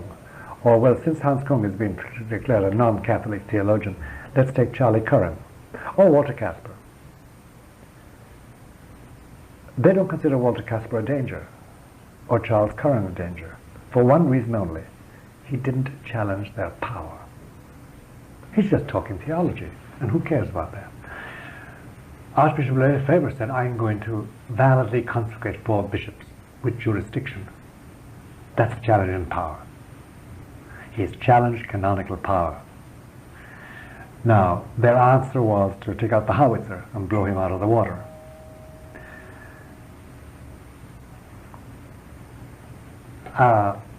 That's why they put forward this excommunication of Lefebvre. He challenged their authority. Whereas they're not going to challenge Walter Casper or Charlie Curran for the simple reason that there's no threat there. So Rome does not feel threatened by heresy anymore. It doesn't see things as much in theological or ideological terms in the new church. No, it only sees it in terms of power. Partly because a lot of people in Rome share the heretical views. They're no longer Catholic. And partly because those who are Catholic would like to do something about it haven't got the power to do anything about it. They can't muster the signatures to get a Charles Curran condemned or a Walter Casper removed from his bishop's chair. So the only thing left that they do value is their power, their jurisdiction, and that resides in a bishop who can consecrate priests. And therefore that's why they ultimately turned on Archbishop Lefebvre and sent out this bill of excommunication against him. And that's why they don't, let's say, send out a bill of excommunication against Charles Curran. That's right. That's right. He does not bother them. He bothers the local people. He bothers me. He bothers anybody who's listened to him talking or read his books or studied his life. But that doesn't bother Rome an awful lot. It bothers, but they regard it as something which is passing. It doesn't challenge their position. Whereas their jurisdiction and their power, that's their soul. That's their soul. Now, we've discussed the infighting going on in Rome. Is this infighting mainly based on power, or is it 2 ideological camps? Based on power, based on 2 camps of power, or 2 camps fighting for power, both camps differing in their beliefs. One is Catholic in the traditional sense. The other is neo-Catholic and is not Catholic any longer in the traditional sense. It's neo-Catholic. It wants that loose aggregation of communities all over the world that profess to be Catholic and honor the Pope as the honorable chairman with a casting vote amongst peers, amongst equals. But the centralized church of Petrine authority is no longer their ideal. In fact, it is ancient and outmoded as a way of looking at the church's government. That is a pity. It means that the infallibility of the Pope, the primacy of the Pope is challenged. They're both dogmas of faith. These people say, well, it must be reinterpreted. Of course he's infallible under certain circumstances. Of course he has primacy under certain circumstances. But we must redefine that in the face of new realities, which means that he's not infallible and he hasn't got no primacy. But they phrase it in such a way that they can get out of what they're really trying to say. They're always trying to get a new understanding of something. It's not quite what you fellas say, they will say. It's something else. Of course he's infallible, certain infallibility, and he has a certain primacy. But it's not what you call it. It's not what you say it is. And they're very clever. Oh, they're extremely clever. They hold on, and spread it throughout the church. I think if you were to ask, go around, say, the parishes of these United States, and there are about 400, 500 parishes in the whole country. No, more than that, but whatever number there are, I think you'd find that rarely does anybody preach about the infallibility of the Pope or the primacy of the Pope, and most people don't believe it any longer, just as they don't believe in the real presence of Christ in the Blessed Eucharist any longer. It's symbolical. You can't exaggerate too much. It's not cannibalism. We're not eating Christ. It must be much more human and modern and scientific and reasonable for modern people. How can you say you eat Christ in the Blessed Eucharist? How can you say the Pope can command people in Texas to do what he says? The world is too large. He can't decide for every nation and every ethnic group and every race and every culture. So they finesse everything to the point that the ancient dogmas fly out the window or are torn to tatters. And of course one of these is the Petrine authority. Let's take a look perhaps a bit closer at this present Pope and what his strengths and what his weaknesses are. Yeah, his strengths are manifest and his weaknesses are manifest. John Paul II's strength is that he has not yet once violated one rule of faith. He has not yet once said or taught anything which is against faith. And that's an awful lot to say for a clergyman today. He has proven, therefore, to be totally Catholic. Where his weaknesses lie is in his effort to compromise as much as possible so as to divert any trouble from his head, because he has enough trouble already. And there he has, I think, made prudential mistakes. When he found out they had arranged, for instance, the day of Assisi, if you remember, in 1986, yes, he should have said, I'm not going. He didn't. He went along. He didn't arrange it. They arranged it. He should have refused to go along with it. When he found out that they were out to kill off Archbishop Lefebvre, he said, no, I'm going to Econ myself, he should have said, and done, and gone. He should have reconciled with Lefebvre. It was very easy. Or put off the evil day. He didn't. Trouble. He couldn't deal with it. He had too much trouble. And you could go down through a long list of things of that nature where he has failed to settle questions. For instance, the whole question of religious liberty. He should have decided that. It's a burning question in the church, and various people are giving their opinions about it. The general idea nowadays amongst the neo-Catholics is that you're free to do what you like. You're free to practice error. That's your human right. But you must be sincere in it. The church has always denied that. No man is free to choose error. No man is free to choose error. And you can't say that people are free to be what they like. They're not. They have to come to Christ through the Catholic Church. That is Catholic doctrine, because outside the church there is no salvation. He hasn't clarified that issue. He hasn't taken the burning issues, therefore, of Vatican II and cleared up the ambivalence. Ambivalence about collegiality, ambivalence about religious liberty, ambivalence about the Mass. What finally is a valid Mass? What finally is a valid Mass in the name of God? He hasn't cleared it up. So on those 3 points, there is weaknesses. He has not cleared them up. Obviously, he has decided that he'd better not touch them. It's a hornet's nest. It's too much trouble. It's danger. It's peril for him. Nor has he cleaned up the point about Petrine authority. Is he really finally primate of the church? Has he really got the primacy? Because he doesn't exercise it. What does Vatican II say about it? It's ambivalent. It can be interpreted. And they have interpreted it in the anti-Petrine way. He hasn't cleared that up. That's bad. Then there's the big, big difficulty, which can be poignant. I'm sure he wakes up at 2 o'clock in the morning sweating over this one. It's the following. If I'm head of this house, and there's a large group of you living in the house, and I know there are 3 men there who go out at night and they mug and kill people. I know that. I don't do anything about it. I am guilty. I'm guilty of what they do. Because I know it, I have the authority to stop them, and I don't. John Paul II knows that there are blasphemies committed in parishes. He knows that certain bishops are homosexuals and living openly as such. He knows that certain ordinations are invalid, and if he doesn't, he should, but he does. He does nothing about it. Hey, in normal terms, he'd be guilty of the same sins by indirection. He does nothing about it because he has judged that that would bring a storm on his head and wipe him out. So for the time being, he's trying to paper over these divisions in order to keep peace. Yeah. Is that the wisest course? Is that really Christian? Is that really Christ-like? I don't know. I wouldn't like to have to make that decision. Because when the Jesuits tolerated Father Drinan in the Congress of the United States, who pushed abortion funding, for 10 years they did nothing about him. And therefore the Jesuit general and the local superiors here, the superior of this house, were all guilty of the same sins. Finally, John Paul II said, get out of politics. He did. Not because he was pushing abortion funding, he didn't mention that. He said because priests shouldn't be in politics. He attained the same result, but with a different mode. But in the meantime, Jesuit superiors were guilty of it. The Jesuit superiors who tolerated Marxist Jesuits in Nicaragua were guilty of the sins of those priests.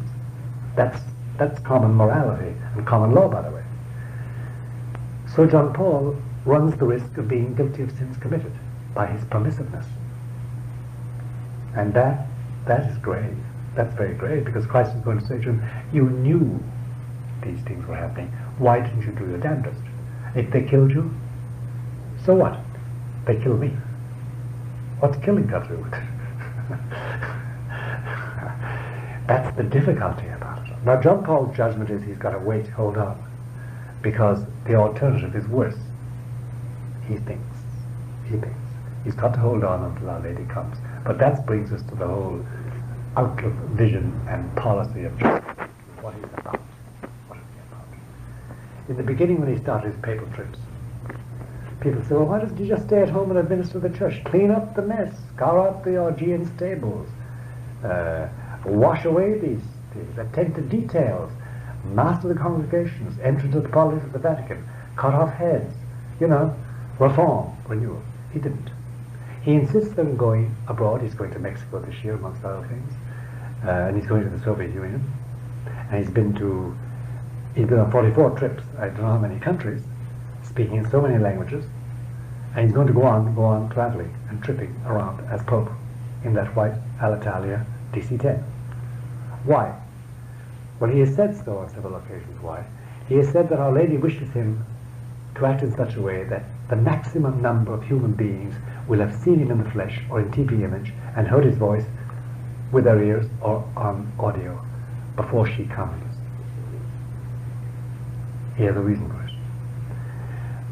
Secondly, there is the fact that from all that can be made out, from all that can be discerned, it will be during one of those trips that Our Lady comes, if we won't be in Rome when it takes place.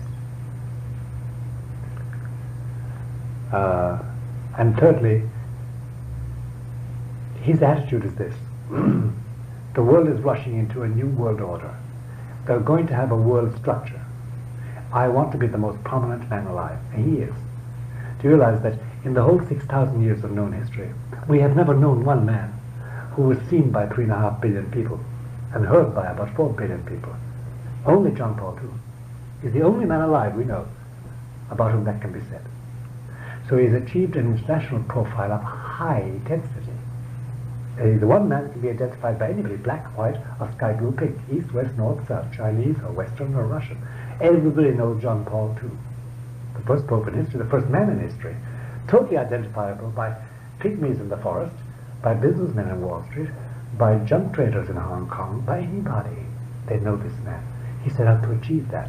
And he said that he did that because at the moment that they approach the superstructure, he will have a say as the vicar of Christ. So he's anticipating the New World Order then? Yeah.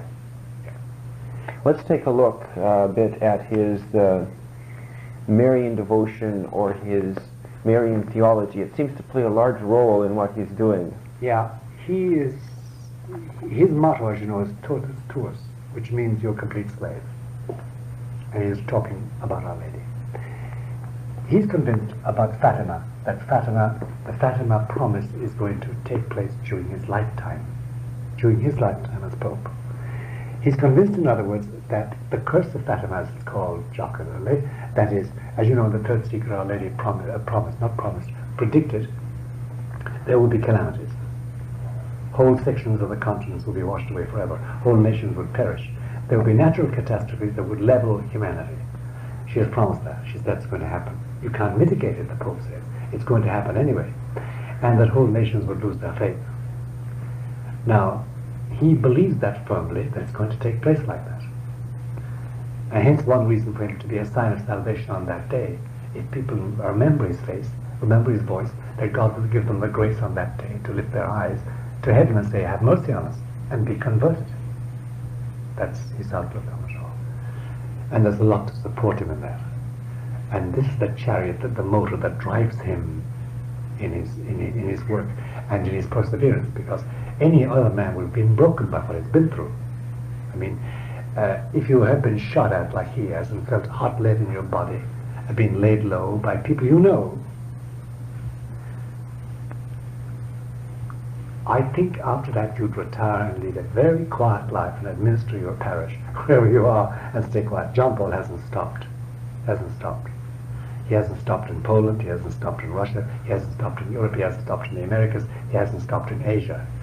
He's still going stronger and stronger every day, and has more influence every day of the week. He increases his influence, and is accepted amongst the secular leaders of our world as somebody so agile in diplomacy, so expert, so knowledgeable, they can't do without him.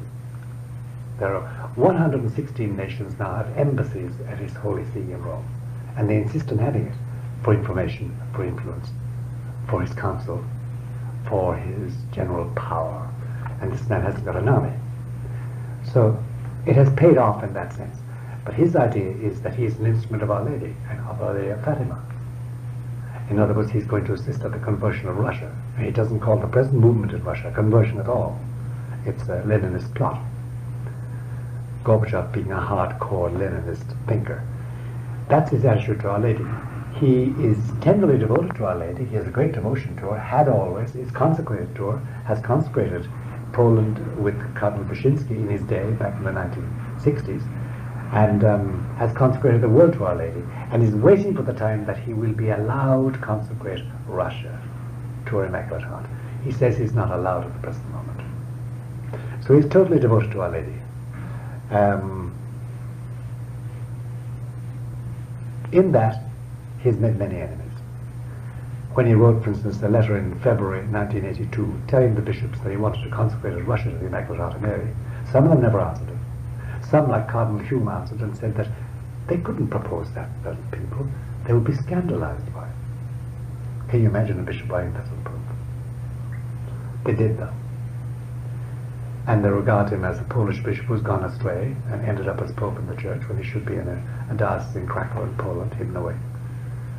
Got him meddling with affairs that he shouldn't meddle with, and imposing his conservative views on a church which is trying desperately to advance and join humanity and be part of the human race. So he has enemies, dire enemies, who would like to see him dead and out of office. And failing his death by human hand, or failing getting him out of office, they want him to retire. After all, he's 70. 5 more years. He, by the way, according to canon law, can retire, resign, and nobody need ask him a reason, and he'd give a reason to nobody. It's in canon law. And they would like him to declare 75, but he's retiring because of old age, because of ill health, and because he has outlived his usefulness and he can help the church in other ways, and then put in their own man. But they forget one factor. He is the personal representative of Jesus. And believe me, Bernard, there's nobody more vengeful than Jesus when it comes to what belongs to him. And there's nothing he prizes more than his church. And nothing in the church he prizes more than Peter, on whom he built the church. And those who are now tampering with the papacy and tampering with the Petrine office and planning to get rid of the last man who stands as a guard over it, they are facing a Christ who is full of wrath and anger, not forgiveness, not compassion. You have touched the very reason he came on earth. And that promises for them a terrible punishment. Also for us, because we happen to belong on the same caravan in history. But it's a caravan which is wending its way towards a crossroads where I think the times of Satan are finished, and we're going to see a time of surcease and peace for the church for a while, until the last big struggle comes. And that's Antichrist. And that's the end of all. Thank you, Father, for participating in these interviews, and I hope they have been helpful to our listeners. Thank you very much, Bernard. It's been a pleasure. It really has.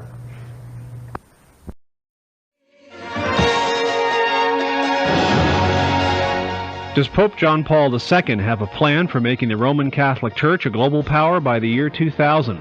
That's the claim of at least one author this morning as we match steel on steel.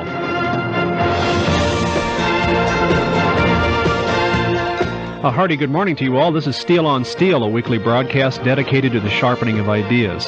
I'm John Leffler, and my engineer this morning is Sean Kelly.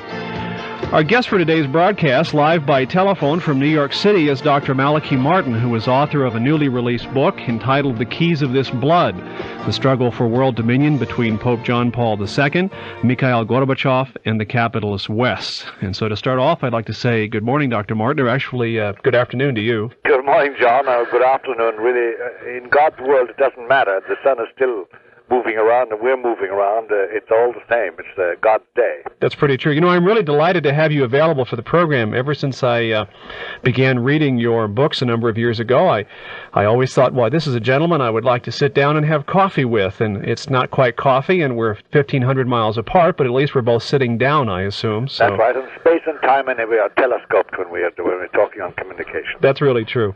With me today in the studio, Dr. Martin, is also Kathleen Hayes. She is publisher of a national newsletter called The Trumpet. Good morning, Kathleen. Yes.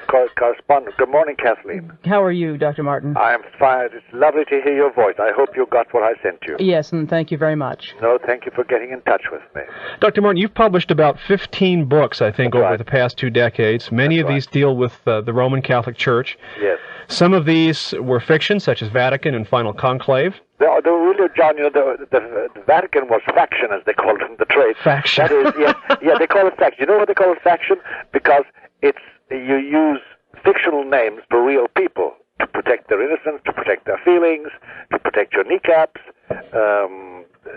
But it's really a description of what the author thinks happened between 1929 and 1978. It's a faction, in other words. So the story is true, but the names have been changed to protect the innocent. That's the general idea of a faction. Well, you also had some other books that were generally more historical than fiction, yes. like the Jesuits and the Betrayal of the Roman Catholic Church. That's right. That's right. And a lot of these would seem to be a concerted attack on Catholicism or some of the faux pas of its papacy. That's right. But you know, John, the general idea in those historical surveys was to show what had happened in the past, the lessons to be drawn from that about getting rid of any imperialism and any notion of political domination in the Roman Catholic Church, which used to be the great fear of American Protestants in particular, that any move of Catholicism towards the White House or any elaboration of Catholics within the civic and the federal system of the states would herald the Pope's domination of our political life and the taking away of our rights. I understood, which was a genuine fear at the time. It was a genuine fear, and I must tell you that part of my education when I became an American in 1971, I came over in 1965, but it took me 5 years to make sure that I was thoroughly Americanized. The part of my education was to find out there was a genuine fear and a genuine suspicion of Roman Catholic motives, which had not been dispelled really by the election of JFK. Understood. It hadn't been quite dispelled, and it still exists. In fact, between you and me and Kathleen and your listeners, one of the most profound nativist prejudices amongst native-born Americans still is a certain lurking fear of Catholicism. Let me drag it back over to the topic of the book here. Yes. Our listeners don't know yet what we're talking about. The Keys of This Blood basically maintains, as I read it, and I force-read it yesterday on like a forced march, struggle for world dominion between Pope John Paul II, Mikhail Gorbachev, and the capitalist West. And you have maintained that these three powers are locked in a struggle for some form of global domination. By the year 2000, we're actually moving towards a global world government. We are, yes. And where to start is something I'd rather you choose. The first thing I think would be to emphasize for those who are listening the fact that willy-nilly, and not through the machinations of either Gorbachev or the plans of John Paul II or the plans of our capitalist West, willy-nilly, the world of man, that is the society of nations, is moving towards a one-world economic system and a one-world government. Ready or not. Ready or not, willing or not. Why? I think it's mainly, it's of course within the plans of the God I worship and the Christ I hope for as my Savior, but it's also within the mechanism of human commerce. Today, for instance, no nation can exist without trading. You perish beneath the waves, and that's what's happened. That bedraggled Robin Hood of the Caribbean, Mr. Fidel Castro. He finds that without active trade, he's going to perish. And may that day come, may I say in parentheses, too. Okay, let me ask you a question. Yes. Given that situation, why would Pope John Paul II even have a shot at any kind of global domination? Because I'll tell you, as the preacher emphasized, who was preaching just before we came on, the real power in this world is the power that controls men's wills and fills their minds with the ideas and the notions that you, the propagandist or the communicator, has.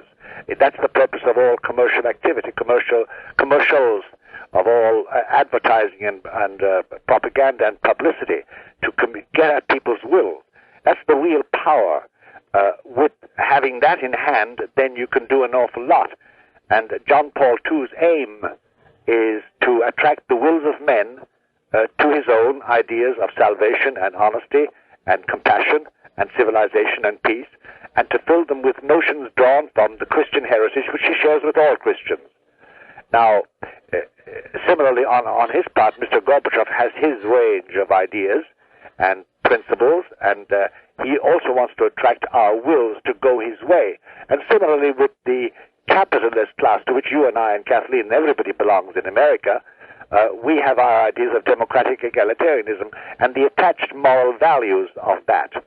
So it's really power in this world finally comes down to the power over men's wills and over their minds. And it's in that arena that John Paul II has been working for 12 years and is still working, and is quite confident that in the end, once the time for an idea has come, and once the time for wills to be turned in one direction has come, nothing, neither armies, nor power, nor money, nor persecution, and no governmental pressure can change it. How are other world leaders responding to this? Well, I'll tell you, the first stage in John Paul II's campaign to do something along these lines consisted in his establishing himself with a high international profile. In 6,000 years of history, we know about 6,000 years of history rather detailedly now.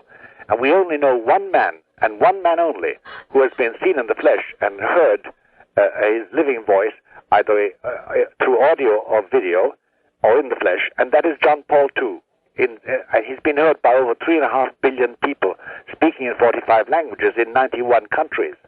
His stature is unparalleled. There is nobody like it today. Even Mr. Gorby, as we all have come to call him, whether we're speaking German or French or English or Arabic, hasn't got that notoriety, that high profile.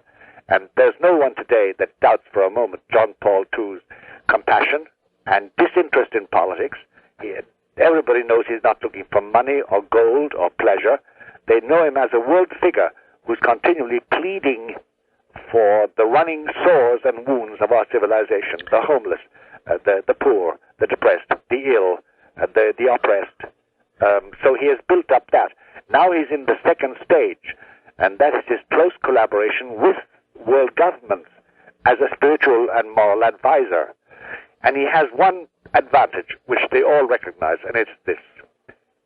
The Vatican has, for one reason or another, mainly historical, it has a passionless objectivity and a supply of data that makes its intelligence so accurate and so valuable that 117 governments have their embassies on Vatican Hill beside him just to benefit by the perception of Vatican intelligence.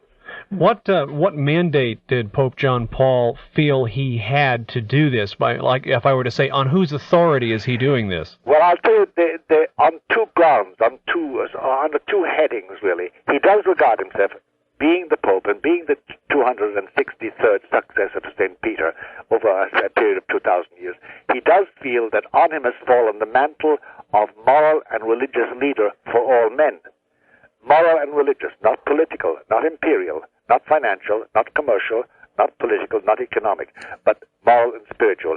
And secondly, then he himself, in 1981, after his the attempted assassination in St. Peter's, he had, he says, and maintains quite calmly and easily, a special revelation designing him and telling him that within his lifetime, within this decade, he would be authenticated as such a moral and religious leader. Okay, how would this authentication occur? Well, quite frankly, however fantastic it may seem to some of our listeners, by a sign in the heavens, by a clear happening that all men, whether they're in New York or Denver or in jungle clearing in Tasmanian jungles or in Singapore or Beijing, all men would know that he had this role and destiny. It would not mean they'd all become Roman Catholics. But it would identify him as the bearer of this role. Okay, now if we're talking about a sign in the heavens, are we talking about something with the sun, such as happened at Fatima? We don't know. John, there you have me. We don't know, and he has not said. But apparently it's an irremovable sign once it appears. It's visible to all men. It will do no harm, but it will vivify every man's conscience, the conscience of every man and woman. And they will know then that there is a focal point on this globe where he is, where he lives. For the moment it's Rome, the Vatican in Italy, in the Mediterranean, and that there is a man whose role is that. But that's supposed to coincide with an engulfing chaos and misdirection and disequilibrium in human affairs.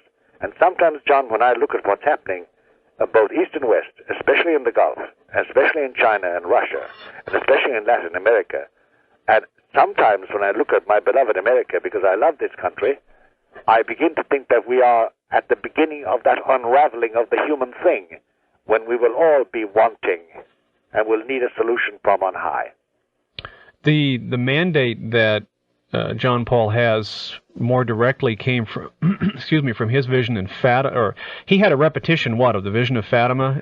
That's right. That's right. He had a repetition of this happening in Fatima in 1917, October 13. What happened briefly there was, and by the way, let's first of all note that it was witnessed by 75,000 people. Right. It was witnessed by photographers and newsmen. And many of them non-believers. Well, most of the newsmen were anti-Catholic. Right. Because they belonged to newspapers in Lisbon and in Spain and France who were out there to make a joke of the whole thing. And they took photographs, and they wrote articles immediately about it. And there were observers as far away as America and the Far East and Africa and Northern Europe. So the testimony as to what happened is without a shadow of a doubt in it. There's no fake here. But what they saw was the sun at midday, precisely at midday, as it was predicted in May of that year. In May of that year, the three people who were the instruments for this revelation, for this happening, predicted that on October 13 this would happen. What happened was the sun seemed to stop and then to whirl around in a very funny way and to, as it were, dance between the clouds, shooting off every color in the rainbow: red, orange, yellow, green, blue, indigo, and violet. And then after that to start pulsating like a huge heart.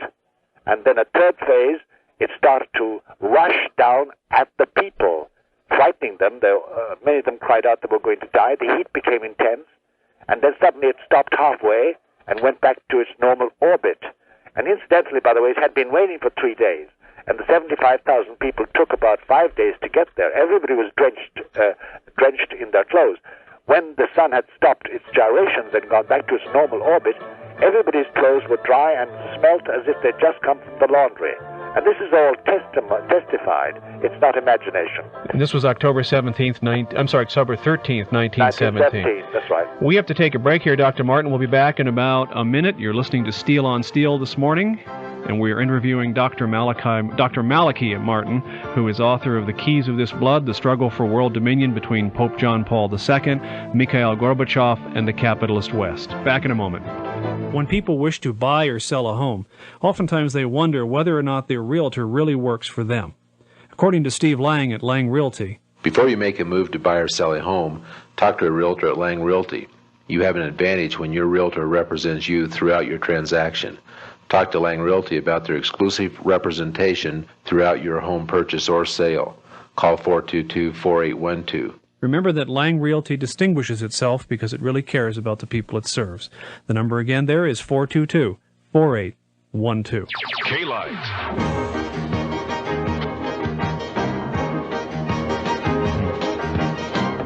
Good morning. Welcome back to Steel on Steel. I'm John Leffler. With me is Kathleen Hayes, and we're interviewing Dr. Malachi Martin, who is author of Keys of This Blood, which is a new book out from Simon & Schuster. We were talking about the apparition at Fatima and the miracle which occurred there on October 13th, 1917. John, the connection between John Paul II and that was, first of all, that he had a repetition of that himself. And, by the way, in the actual square, when Mehmet Ali Agca, his intended assassin, aimed his Browning automatic at John Paul II, he aimed 2 bullets at his skull casing and 2 bullets at his torso. And he fired off the first 2 bullets at the Pope's skull casing. But at that precise moment, John Paul II bent down to pick up a little child. Why? Because the little child had pinned to its blouse. She was the daughter of a carpenter from Avellino, just outside Rome. She had pinned to her blouse a small little picture of the Virgin of Fatima. Right. And the bullets passed over his head and struck 2 American tourists. This was also the anniversary of the first apparition, May 13th. That's right. It was. So everything in John Paul II's mind was connected. And then he went back and read the basic documents connected with Fatima and came to his conclusions. And that really divided up his pontificate. From then on, he knew that he had a shorter time to live, that there was a shorter time for him to achieve what he had set out to achieve, and that the sign of the Virgin, the sign of Fatima, the sign of a new era in the human condition would take place very shortly. Okay, so we now have some sort of a modus operandi for the Pope. Mm-hmm. How does Pope John Paul feel about the books you have written, like this one here? Does he see these manuscripts before you release them? Well, that would be talking out of court, John, but nothing is ever published. There's no censorship on me. There's nobody tells me, don't write this, don't write that. I'm an American, and I'm a Roman Catholic priest, and I know what I shouldn't write and what I should write, but the contents are always made known beforehand. Does he agree afterwards with what you say? Well, I've never heard of disagreement yet. Put it like that. Okay, so basically it's sort of a neutral commitment there. That's right. That's right. He leaves me with that liberty, provided I don't err in dogma or morals. Fine. Or tell lies. I understand. Kathleen has a question for you. Yes, Kathleen. Well, first of all, Dr. Martin, let me compliment you on the book. It's remarkable in that it gets the reader into the mind of this man, John Paul, his background, his objectives, and more importantly, you really allow the reader to see how this very complex man works, the mental machinations of John Paul II. That's right. As he has scrutinized his opponents and classified them, and how he analyzes. He's obviously a very, very intelligent man. I think that is the book's strength, Dr. Martin. That is the strength, all right. The other part, as you alluded to earlier, in that you said that the Vatican has perhaps the best intelligence-gathering network of any in the world. I would have thought that Israel's Mossad, but in any case, though I found the book extremely interesting. But Dr. Martin, I do have some real concerns, and yes, I'm sure you've heard these before from other people as you've gone around the country to promote the book. Yes. let me go back maybe a couple thousand years. Jesus Christ said to us that, one, there shall be signs in the sun, and in the moon, and in the stars, and upon the earth distress of nations. That was Luke 21. That's right. He warned that any visions or things in the sky, celestial signs, were not good. He also said that false Christs and false prophets shall show great signs and wonders, insomuch that if it were possible, they shall deceive the very elect. That's right. If it were possible, Matthew 24. Another time, the Lord is speaking, he says, it is a wicked and adulterous generation that would seeketh after a sign. There shall be no sign given it, Matthew 16. Yes. Another place, in Revelations, we are told that demonic spirits, or it says the spirits of devils, can work miracles. Yes, right. All right, with that as laying a foundation for where I'm going to come from, yes. How we have no guarantee. In fact, we have from the mouth of the Lord Jesus Christ that these sun signs are not of God. Mm-hmm. What is your comment? Well, I'll tell you, there's a little element there which I must bring in, Catherine, which you will understand, and which I don't expect you necessarily at all or readily to accept. And it is this, that some of those quotations must be referred to to the generation in which our Lord lived. The wicked and adulterous generation he was talking about was, I think, normally taken by Catholic exegetes anyway, as his contemporaries were looking for a sign to get them out of the difficulties they had with Roman occupation.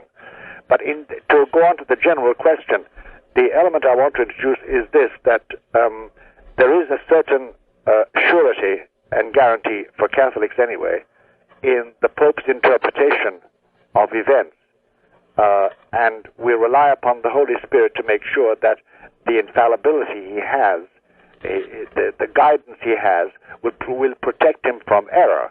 Now, admittedly, and here every Catholic of any common sense would admit, any man, Pope included, can be deceived. But what Catholic theology and perception has always said is this: look, in order to discern the good of a thing or the bad of a thing, you must see its effects. If it promotes sin, if it promotes separation from God, if it separates you from the truth of revelation, then no matter how attractive and how impressive it is, then it's from Satan, it's from the bad. If in general it promotes the good, it promotes obedience and humility and compassion, observance of the law, and seeking of the kingdom of God in this life as a preparation for eternal life forever in heaven, then it's good. It's from God as such. Now, there's no element in John Paul's life or teaching which suggests for one moment that he is under the influence of some demonic power. Well, but sometimes, Dr. Martin, we don't always know that. The fruit looks good, and we don't know for several years. Let me get off that topic if I could, and I'm going to probably butcher some Polish names. That's all right. It's Irisher to Irisher here, so help me. Cardinal Stefan, is it Wyszynski? Wyszynski. Yeah, that's right. All right. You got it. He, I understand from your book, was John Paul's mentor for the better part of 30 years. That's right. And it was he who taught the Pope to be the geopolitical genius he is today. That's right. He schooled him. Yes. Now, in the book, I think somewhere around page 616, you talk about this relationship that these two men had, yes. And that at the time when John Paul was elected Pope on October 16, 1978, yes. Let me go back and quote you quoting Cardinal. I'm going to say Cardinal Stephen because I'm going to make a mess of his name if I don't. No, you're fine. All right, it said, you have him saying that if anything is a miracle, what happened in the Sistine Chapel on October 16 is one. Yes. The Cardinal goes on to say, when I approached John Paul II to pay my first homage, he and I almost simultaneously pronounced Our Lady of Jasna Gora. This was her work, so we believed, and so we decidedly still believe. Yes. Right. In another place, Cardinal Stephen is speaking, and he says that he believes that the whole constitution of the church is at once Christocentric and Marian, and then he also says that he's calling down Mary's blessings on his brother cardinals. That's right. And using the title, quote, the Poles had always conferred on her the Lady of Jasna of the Bright Mountain, because she is from Poland. Right. And then on page 616, you have John Paul himself talking to his mentor, yes. And he says, on the throne of Peter today, there would not be a Polish pope if it had not been for your unceasing belief in the Mother of the Church, or if there had not been Jasna Gora. That's right. My question to you, yes. Dr. Martin, and from my research, yes. What is the significance that the Lady of Jasna Gora of Czestochowa is a black virgin? Why is she black? From sheer age and from the fires with which the Hussites and other predators tried to destroy it. Well, she's not black. It's not black by wood or anything like that. It's black by usage and abuse. But in a book that written by Dominican Ian Begg, he says that Catholics pretty much are told that the Black Virgin is black because of candle smoke or age, and that is not true. He says because the polychromatic clothing that she and the child wear yes. Are not soiled, but the faces are. And so if it were smoke or age, it would, I would imagine it would affect all parts of the icon at once. One would have said so. I frankly, Kathleen, you have me on this point. I've always taken for granted because of the Poles I've talked to and the one side I had of Jasna Gora, the statue, that it was use and abuse. You're quite right, the polychromatic aspect of the picture still remains. And by the way, the face is not completely black at all. Okay. It's dark. Dr. Martin, also, as I understand it, there are probably, at least at one time, were maybe as many as 150 to 190 of these figurines or icons. Yes. The research that I've done indicates yes. that the Black Virgin is synonymously the fertility goddess Isis, yes. and in Christian time Mary Magdalene. Yes. Is that your understanding? No, because, Kathleen, to go back again, I don't think it's a black virgin in that sense of the color. The color is not black. It's a deep brown. Blackened here and there, but it obviously was part and parcel of a polychromatic icon itself. The connection with Isis, I think, is one only by coincidence, in the sense that men have always figured out a mother goddess, whether it's the Romans or the Parthians or the Greeks or the Chinese or the Polynesians. It's a common figure in early mythology of the human race. And doubtless the Virgin is the Christian fulfillment of that basic thrust in humanity, mother. So to John Paul, who is the Lady of Jasna Gora, whom does she represent? She represents the Virgin, Mary. Jesus' mother. That's right. You're familiar with the book Holy Blood, Holy Grail? Yes, I am. Okay. The authors of that book say on page 102 yes. that Isis, I'm quoting now, is said yes. to have survived under Christianity in the guise of the Virgin Mary, the Queen of Heaven. They also say that the mother goddess of Christianity would not appear to be the Virgin, meaning Jesus' mother. On the contrary, she would appear to be Magdalene. And that leads me into my next question. Yes. Also, I found your last chapter extremely interesting, the consistory. Yes. I had difficulty understanding at times because it seems to be almost an extended metaphor or very symbolic, and there were... Yes. But in that particular chapter, you talk about, well, you say the dove is loose. The dove is loose. Of what is the dove representative? The dove was the code name used for the Pope when he was walking unattended by guards. It's a code name used by the security. Okay. To get back to that book, Holy Blood, Holy Grail, the assertion that ISIS persevered in Christianity is purely gratuitous on the part of those two authors. We've had that out with them on radio and television when they came over doing their book tour here. And nobody in Christianity ever, for the first 1,500 years, thought of identifying the Virgin Mary with ISIS, or that ISIS survived. What did survive, and what was fulfilled by the figure of the Virgin during her life and then after death, when she was assumed into heaven according to Catholic belief, and the Christian belief for the first 1,500 years, by the way, was that was the basic idea, the centrality of motherhood in the human race based on the family. But the identification with ISIS is purely gratuitous. And as I say, is a gratuitous assertion of those two. What about Magdalene? Maybe we can talk about that. I think they're giving me a high sign. Is it time to break? We have to take a station break here. Okay. Well, we'll get back to it. We'll be back in just a moment. This is Steel on Steel on a Saturday morning. We are going to have an extra half hour of the program today, so do not go away. Kathleen Hayes and I are interviewing Dr. Malachi Martin, who is author of Keys of This Blood, The Struggle for World Dominion Between Pope John Paul II, Mikhail Gorbachev, and the Capitalist West. Back in just a moment. K-Light 80, K-Light, K-Light, K-Light, K-Light 80, K-Light, K-Light, K-Light, the light of the Rockies. The light of the Rockies, KLTT, 80 AM, bright Denver, KLTT.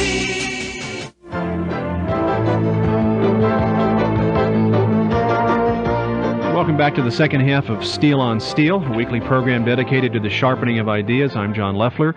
With me is Kathleen Hayes, and we're interviewing Dr. Malachi Martin, which I love your name, by the way. Actually, I tend to like everything Irish. The mother's side of my family was Irish, so Leffler doesn't sound like it, I suppose. Well, Leffler is a fine name. My name, Malachi, or Malachi, is a combination of an Irish name and then the name of the Hebrew prophet. Yes. The minor prophet, the last of the prophets. Dr. Martin, going Yes, back to the consistory, Yes. you mentioned in that chapter that there will be three organizations, three groups that will assist the Pope when he comes to power, and you named two. You say that two of them are already familiar. One, the Legionnaires of Christ, Yes. and then you mentioned Opus Dei. Yes. But you've got me very much interested, and I'm sure many people have read the book. This third group, you say, is already established and exists on a worldwide basis, but hitherto has remained a total secret. Yes. I could play guessing games or think Knights Yes, of Columbus, Knights of Malta, but well, let me ask you this, and I'm basing this on something else I picked up in reading the book. You seem to indicate in broad strokes from time to time in the book that Poland has a messianic role to play. That's right. Let me ask you this. Could this group, this totally secret group, be the Prieuré de Sion, the Priory of Sion, or the Templars, or whatever name they might be going on now? Yes. No, Kathleen, actually it's not. It's something which has sprang out of John Paul II's terrible difficulties at the present moment. The difficulties, what are they? They're this, that his church, the structure of his church, I'm talking about the cardinals, the archbishops, the priests, the monsignori, the parishes, the dioceses, the chanceries, the universities, the schools, the entire functional structure of the Catholic Church is in shambles. Mm-hmm. In shambles in what way? In the sense that there is no longer any shred of the unity that used to bind all those elements together in a pyramid of power. It's gone. The bishops do not obey the Pope. The priests do not obey the bishops or the Pope. Lay people in general are split. Either they're with one faction or the other, right, left, and center. The famed unity of the Catholic Church, which was so strong even at the beginning of this century, even at the end of the Second World War and into the 50s, is gone. It's a thing of memory. Now, John Paul II, therefore, has no power in his structure. He's barely holding it together. And he's holding it together by abstaining from doing what a lot of people think he should do, reform it. And he has refused to start any reformation of the evils that have beset his seminaries and his bishops and his priests and his nuns and his layfolk and his churches and his chanceries and his universities and schools. Why is that? He says he can't do it. It's gone too far. Isn't that partially based on a revelation from Mary in the third secret at Fatima? It is, that he can't do it anyway. But to get on to Kathleen's particular point, in that situation, there has started a network of people, because what now is in danger for Catholics, what now is in danger is the access to a valid Mass and valid Holy Communion and confession and confirmation. The basics of Catholicism are up for grabs, because in many cases there has been substituted for those vital sacramental activities, confession, communion, confirmation, Mass, there has been substituted ceremonies and actions which in no way function in a Catholic way. So looking forward, and by the way, every 6 months it gets worse. And don't be surprised that I say every 6 months and not every year, because every 6 months there's a new breach in Catholicism of this kind. And more people are saying, where can we find a good priest? Where can we find a bishop who's a real pastor and doesn't spend his time talking sexual psychology or politics with the president? I would also say there's a lot of what is called New Age or occult doctrines which have made their way into right into it. The thing has been honeycombed and permeated with non-Christian, non-Catholic elements that forebode badly for its survival. Well, if that's true, though, Dr. Martin, and then if he can't hold the Catholic Church together, how is he going to lead the world? Is it going to be based on this event that's going to happen in the sky? Well, Kathleen, what he says is this briefly, that when that sign comes, when his authentication comes, it will heal immediately those who are healable. And it will tell those who are not healable, who have lost their Catholic faith, goodbye, reform, or get out. Now, I want to finish the point that I was making apropos of you. There has grown up, therefore, a small network already in many countries throughout the world of men and women who are organized in a quiet way to make sure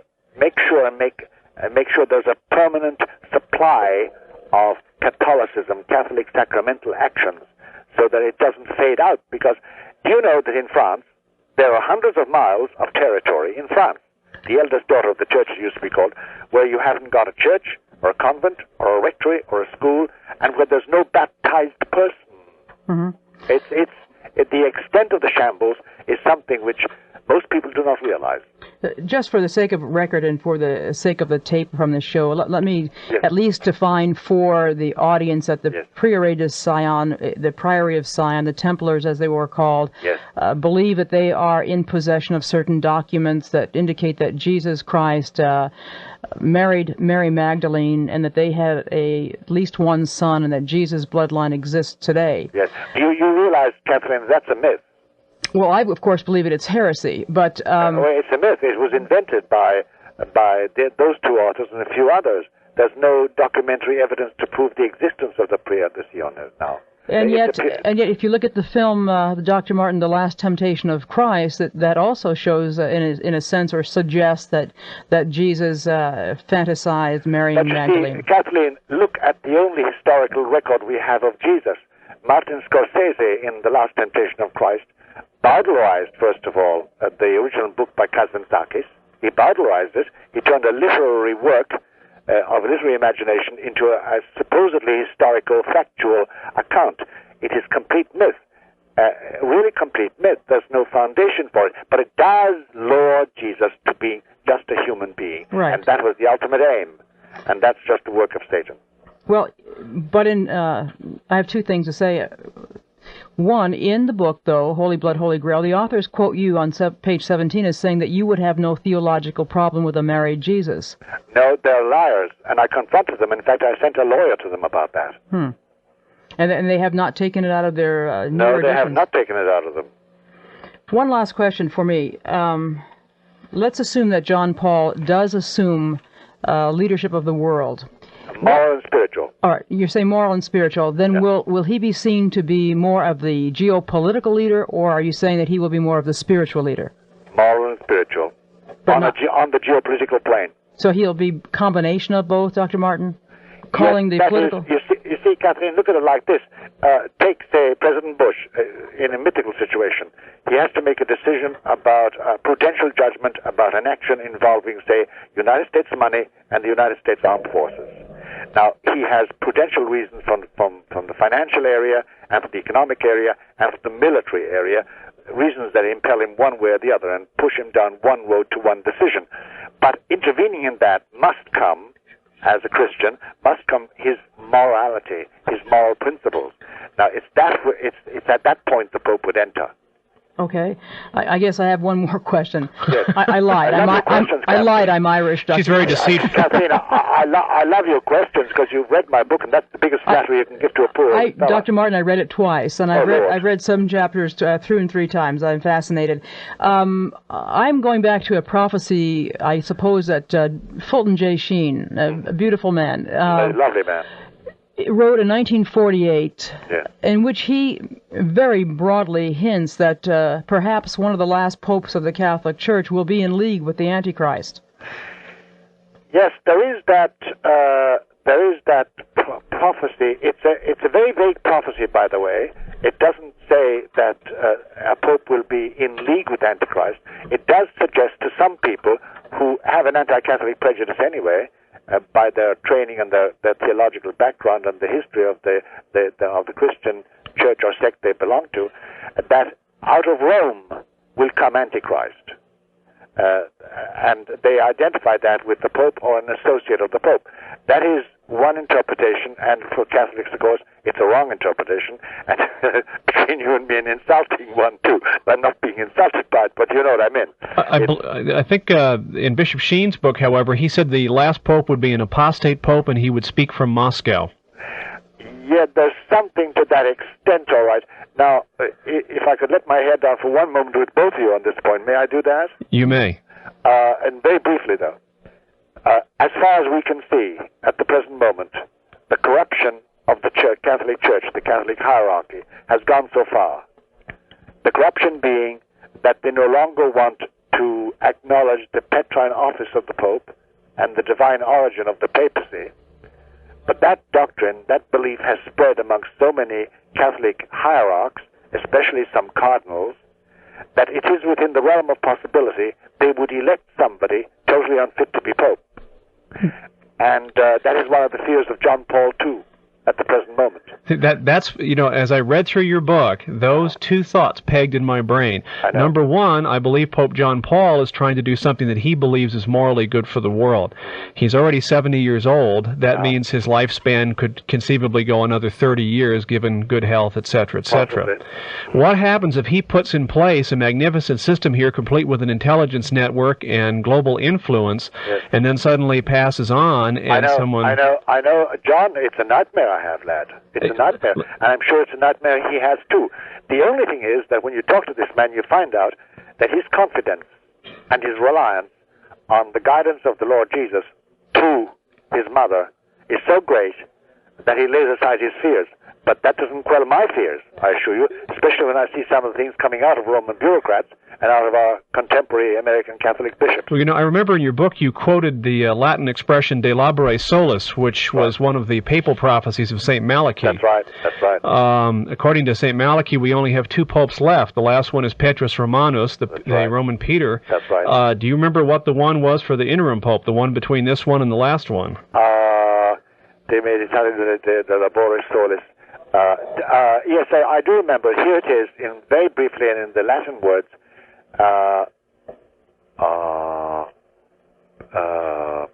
Hold on a moment. I have the second word. Olive. Anyway, it's the branch of the olive. Okay. Ramus Olivae. Interesting. And by the way, Ramus Olivae, the olive in the Bible, as Kathleen will tell you, is a symbol of Israel. Yes. See, most people who would be what you would call minimalists or conservative or fundamentalist or evangelical Christians are saying that as they read the Scriptures, what is prophesied is a global government with which we're all in agreement here, with a very strong religious branch, but it is totally apostate and works evil upon the people who ultimately wind up remaining having belief in Jesus Christ. I think John Paul II would agree with in general lines with that, because he doesn't foresee any easy out for us all. He does foresee a world government. He does foresee that it will either be dominated by Gorbachev's Leninism or gross capitalism in its grossest, or a combination of the two. Dr. It will be anti-Christian and anti-religious, but that at that precise moment the sign will come in the heavens and liberate men's minds and wills. What should we make, Dr. Martin, of the fact that Mikhail Gorbachev and John Paul are both Slavic men, and that they have met twice now in a year, I believe, and that is there some possibility these two will form a coalition of some sort? No, I think they're doing what two great geopolitical men would always do. In other words, establish relationships with each other, watch each other very carefully, John Paul II pursuing him with prayer and sacrifices to obtain the grace of God, so that he revived his Christian faith, because up to the age of 15, Michael Gorbachev stood every week between his parents and sang the old Slavonic hymns, and every Easter he received the body and blood of Jesus in his church in Privolnaya, his native city. Mm-hmm. On the other hand, Mikhail Gorbachev, being the clever man he is, would like to utilize the Pope's influence. He's already got that influence to help him calm the Catholics in the Ukraine, and the Catholics in Belarusia, and the Catholics in the Baltic countries. And John Paul II would go along with that, not as a means of fomenting Gorbachev and Gorbachevism, but as a means of entering into the heart of the Russian heartland. Okay. It's a dangerous game, Kathleen. Yes, well, it's a very dangerous game. I would say so. I'm desperately holding my breath because my fear is what's going to happen is exactly what we're talking about. I know. Mine is too. And then I must also add another thing in for your mind's consumption, and it's this. There is at the present moment a terrible pressure on John Paul II to resign. Why? Because, as you know, the law of the Catholic Church is that at the age of 75, every bishop should resign, and the Pope is a bishop. Primarily, he's the Bishop of Rome and primate of the whole Church. Now, the pressure is on him to resign at the age of 75 because the Church is so disunited under him. And that, of course, pressure comes from those who would like to see the abolition of the papacy. And they have succeeded to a certain degree to abolish the papacy in this sense that they have prevailed on him not to exercise his absolute monarchical power, which he has by office. Dr. Martin, where I'm going? Yes. Dr. Martin, we have to take a quick break, and we'll be back for the last 15 minutes of the program. This is Steel on Steel.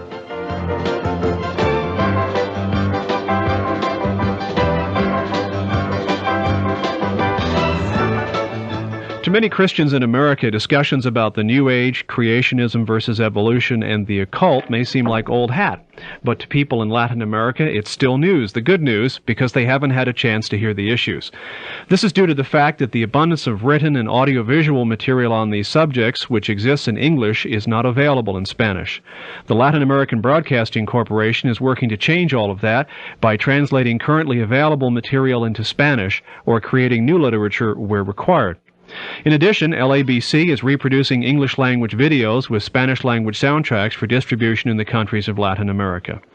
Usually, any person can make an intelligent decision if they have all of the information they need to make that decision. Your support of the Latin American Broadcasting Corporation will see that Spanish-speaking Christians in Latin America have that information and the good news that Jesus is coming. Contributions may be sent to LABC, P.O. Box 1763, Boulder, Colorado 80306. Once again, Latin American Broadcast Corporation, Box 1763, Boulder, Colorado 80306.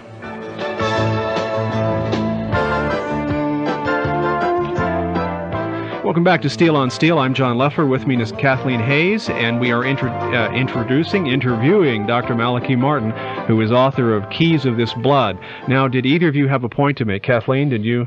Yeah, one thing I wanted to ask, Dr. Martin, let us assume that John Paul does take control of the planet.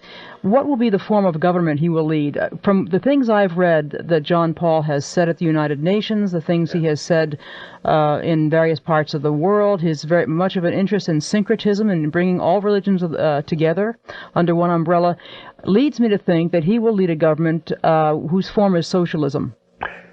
No, Kathleen, I say that politely. I don't say it sort of abruptly like that. No, he's not in favor of socialism of any kind. But he's not in favor of capitalism. So what will be the form of government? Well, he hasn't elaborated on that to any great extent, but I know this much, that the first thing he requires would be the elimination of sinful structures, as he calls it, both in capitalism and any other form of government, socialism included. By sinful structures, he means those structures set up by men who have set them up purely and simply to make money. Because we know that at the present moment, because of those structures, mainly in the capitalist West, but certainly also and mainly, put it like that, in Gorbachev's Leninist world, those structures have produced misery and homelessness and torture and hunger and famine, and those must be eliminated.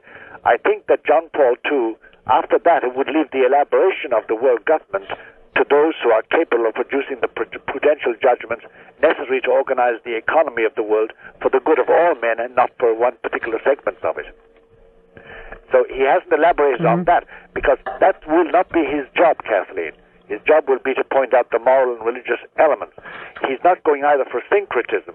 He does acknowledge what is good in all religions besides his Roman Catholicism. But he does say that whatever is good in them is inspired by the same Holy Spirit that created the Roman Catholic Church. Of course, you know that a lot of the rebel factions, so to speak, in the Catholic Church are urging exactly this kind of an amalgamated syncretism. This is what the entire New Age movement is all about. That's and I hear priests, if I go to a Catholic church, even here in Denver, I can hear priests preaching on this subject. I know, but one thing I always say about them, John, you may not necessarily say it, when they do that, they have lost their Catholic faith. They've gone over to some other side. That's true, but that's not going to change the impact of what they have. And see, I had the same argument one time with my mother. We were talking about the Catholic Church being the true church descended from Peter due to Petrine and apostolic authority and the lineage there. And my point was, is if millions of people fall into hell, of what use is a line from Peter? Well, you know, John, one basic and rather, for me, always a frightening fact is that God nowhere promises that all will be saved. De facto, he has provided salvation for all men, but the clear indication in the Bible and in the words of the Lord Jesus himself is that some will not be saved. After all, at one stage he pictured himself saying on the last day, "Depart from me, ye cursed," into everlasting flame. So we have no surety whatever. In fact, the whole burden of Christian revelation and tradition is that not all will be saved, although all can be saved. But see, to follow up the point, I agree with what you're saying, is the fact that there are several places in Scripture where God calls down a heavy burden on prophets and pastors who don't do what they were told to do. Absolutely right. And God says, these people will be lost and it's on their own heads, but I'm going to hold you accountable for it. That's right, and he will. And because they have provided scandal, a real scandal in the biblical sense of the word, scandal being a loss of faith through the actions I perform in front of others, that lose their faith on that account. But those, I have no doubt in my mind, John and Kathleen, that the number of the elect will be restricted. It's Christian tradition as well as Catholic tradition. The behavior of our priests, going over to the New Age, becoming completely immersed in non-Christian and non-Catholic things, I take as a sign of the disappearance of faith from the face of the earth, which is one of the things predicted in the last days by the Bible. That's correct. Dr. Martin, there seems to be a contradiction, though. Yes. When I talked to you earlier, and in some of the information I received that you sent me, you claim that John Paul is going to reestablish some kind of spiritual I don't know what maybe structure within the new formed church when he assumes power, based on the teaching of the last four popes. But the teaching of the last four popes has made it the liberal church it is now. Isn't that a contradiction? Well, Kathleen, John Paul II's aim is to obey the dictates of heaven when that revelation comes. Those last, not four popes actually. There's John Paul I before him, and then Paul VI, and then John the 23rd. Were all men caught on the rim of two worlds. And now, any dispassionate judgment on John the 23rd and Paul VI above all, on John Paul I, he only reigned for 34 days, it's very hard to say. But certainly on John the 23rd and Paul VI, was that they did not see what was happening, and that they allowed things happen which have brought us to the present you believe that they were innocent then of what was going on? They were, pardon what? They were innocent of what was happening around them? They were innocent in the sense that they didn't see, but only God can judge if they are responsible for what they allowed happen. Do you understand me? I mean, time and time again, Paul VI raved and ranted about those who had misinterpreted his words and interpreted them in a liberal sense that destroyed Catholic meaning. But this swings us back to the same fear we talked about 10 minutes ago, and that is, in having read almost all of your books on this subject, the Vatican seems to be a machine which is only somewhat under papal control. That's right. And at the present moment, he has 15 ministries in the Vatican. 1.5 obey him. Yeah, and there is Masonry. Freemasonry has moved into the Vatican, has it not? Yes, it has, and into the hierarchy. Look, we can sum it all up, and everybody who is in the know and who has examined it will agree. the structure of the church, the administrative functional structure of the Roman Catholic Church is in shambles. It is no longer acting in a Catholic way. Then that is our big difficulty. How many Catholics know that? Very few know it. A lot suspect it. Yes. Because of what they see going on around them. See, I think a lot of the problem is when their Protestant brothers and sisters come to them and say, look at what's going on in your church, they knee-jerk react and say, well, that's just Protestants critiquing Catholicism. That's typical, and it's wrong. They should say no. And then we have this horrible thing amongst our clergy, especially our bishops. They try to cover things up. They will not let the sun shine on the evils within us. And take one small point. This year alone, I'm given a ballpark figure. I can't verify it, but I'm inclined to accept it. The church in America will pay out at least $95 million in out-of-court settlements for priestly pedophilia. Mm-hmm. And that's a lot of money. And the major insurance carriers in the United States have refused to insure dioceses against suits brought against them by parents whose children have been violated by priests. Mm-hmm. And there are a lot of stories that we've heard even from adults who previously had problems when they were younger with priests or nuns. Oh, yes. This is one of the big difficulties. However, I must tell you both, John and Kathleen, that it's a running sore. It's a cancer at the present moment in the Catholic Church. By the way, it's also a cancer in the Episcopal Church and the Anglican Church, but that's something else. We're talking about the Catholic Church. Let's stay confined to that. But I don't think it's the main issue at stake. I think the main issue at stake, what has broken the structure, is the absolute rejection of papal authority. Well, if that's true, though, Dr. Martin, then what will prevent that from happening once John Paul assumes authority of the world? That same kind of contamination can happen there. I know, Kathleen, but at that stage we presume that the sign of the heavens has come and infallibly revealed to all men where they stand. Though Jesus warned us against signs. Well, I don't know. Signs are very useful things, provided you can make out if it's a sign from God or a sign from the devil. And I think that's a very real issue, Dr. Martin, because you're going to find many Protestants who will, if this vision is to occur, let's say next week or in a month, and if they see this vision, I, for one, will not believe it is from God, based on what the Lord Jesus Christ said. Apparently, the sign is so potent that you will have to. Well, but the devil is quite potent, and too. Jesus said signs and wonders so powerful as to deceive even the elect. I know, but this particular sign John Paul II is looking for will be such a kind that your own conscience will scream out, this is God. And yet, though, Dr. Martin, he says he's gambling everything on this sign. Why gamble? If it's from God, there's no gamble involved. No, when I say he's gambling everything, he's not doing anything about the shambles of his church. He's waiting for this sign. He's gambling that it will hold. You see, the difficulty is, as you read in the scenario at the end of the book, Kathleen, is this. At any given moment, John Paul II may look over his shoulder and find out the diminished crowd following him. How far will it diminish? God only knows. That's the gamble he's taking, that it's diminishing every year.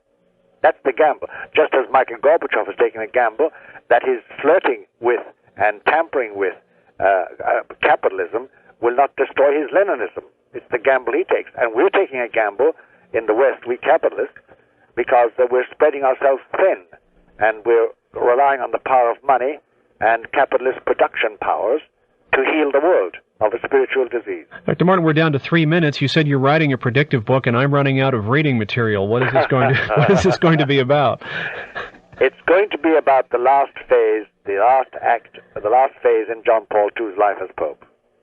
But it's in a predictive nature, like here's where we think it's going. Nature, yes. And by the way, John, to make you both and Kathleen laugh, it will be a faction. A contentious faction or a pleasant one? Oh, it'll be a pleasant one. It'll be full of light and joy and cheerio, and that's what business is. Nice characters and nice people who get married and have babies and find their way through the thicket and the thorns of this life's beauties and this life's ugliness. As we all follow the yellow brick road, right? Dr. Martin, one very quick question. Yes, I know this time is running down. Assuming John Paul does assume leadership of the planet, yes, will there be a pope, or will he be the last pope of the Catholic Church? May I put it it may sound enigmatic, but I really mean what I'm saying. He's the last pope of these Catholic times. Okay. That's a very good statement. If you would stay on the line, I need to talk to you after we get off the air. Kathleen, thank you very much for being there. Thank you, Dr. Martin. For anyone who is listening today who would like to have a copy of the broadcast, you may call 940-0604. That's 940-0604. If you would like a copy of the Trumpet newsletter that Kathleen produces, you may call that number as well, and we'll get some information to you. If you're outside the Denver metro area, you may use 1-800-829-5646. 1-800-829-5646. I'm John Leffler. This has been Steel on Steel, a weekly broadcast dedicated to the sharpening of ideas. My guest interviewer today has been Kathleen Hayes, who is the publisher of the Trumpet newsletter, and our guest for interview has been Dr. Malachi Martin, author of The Keys of This Blood, The Struggle for World Dominion Between Pope John Paul II, Mikhail Gorbachev, and the Capitalist West. We will be back again next week with another topic. Steel on Steel is a presentation of Steel on Steel Productions. The program does not necessarily represent the views of KLTT's staff or management. Good day.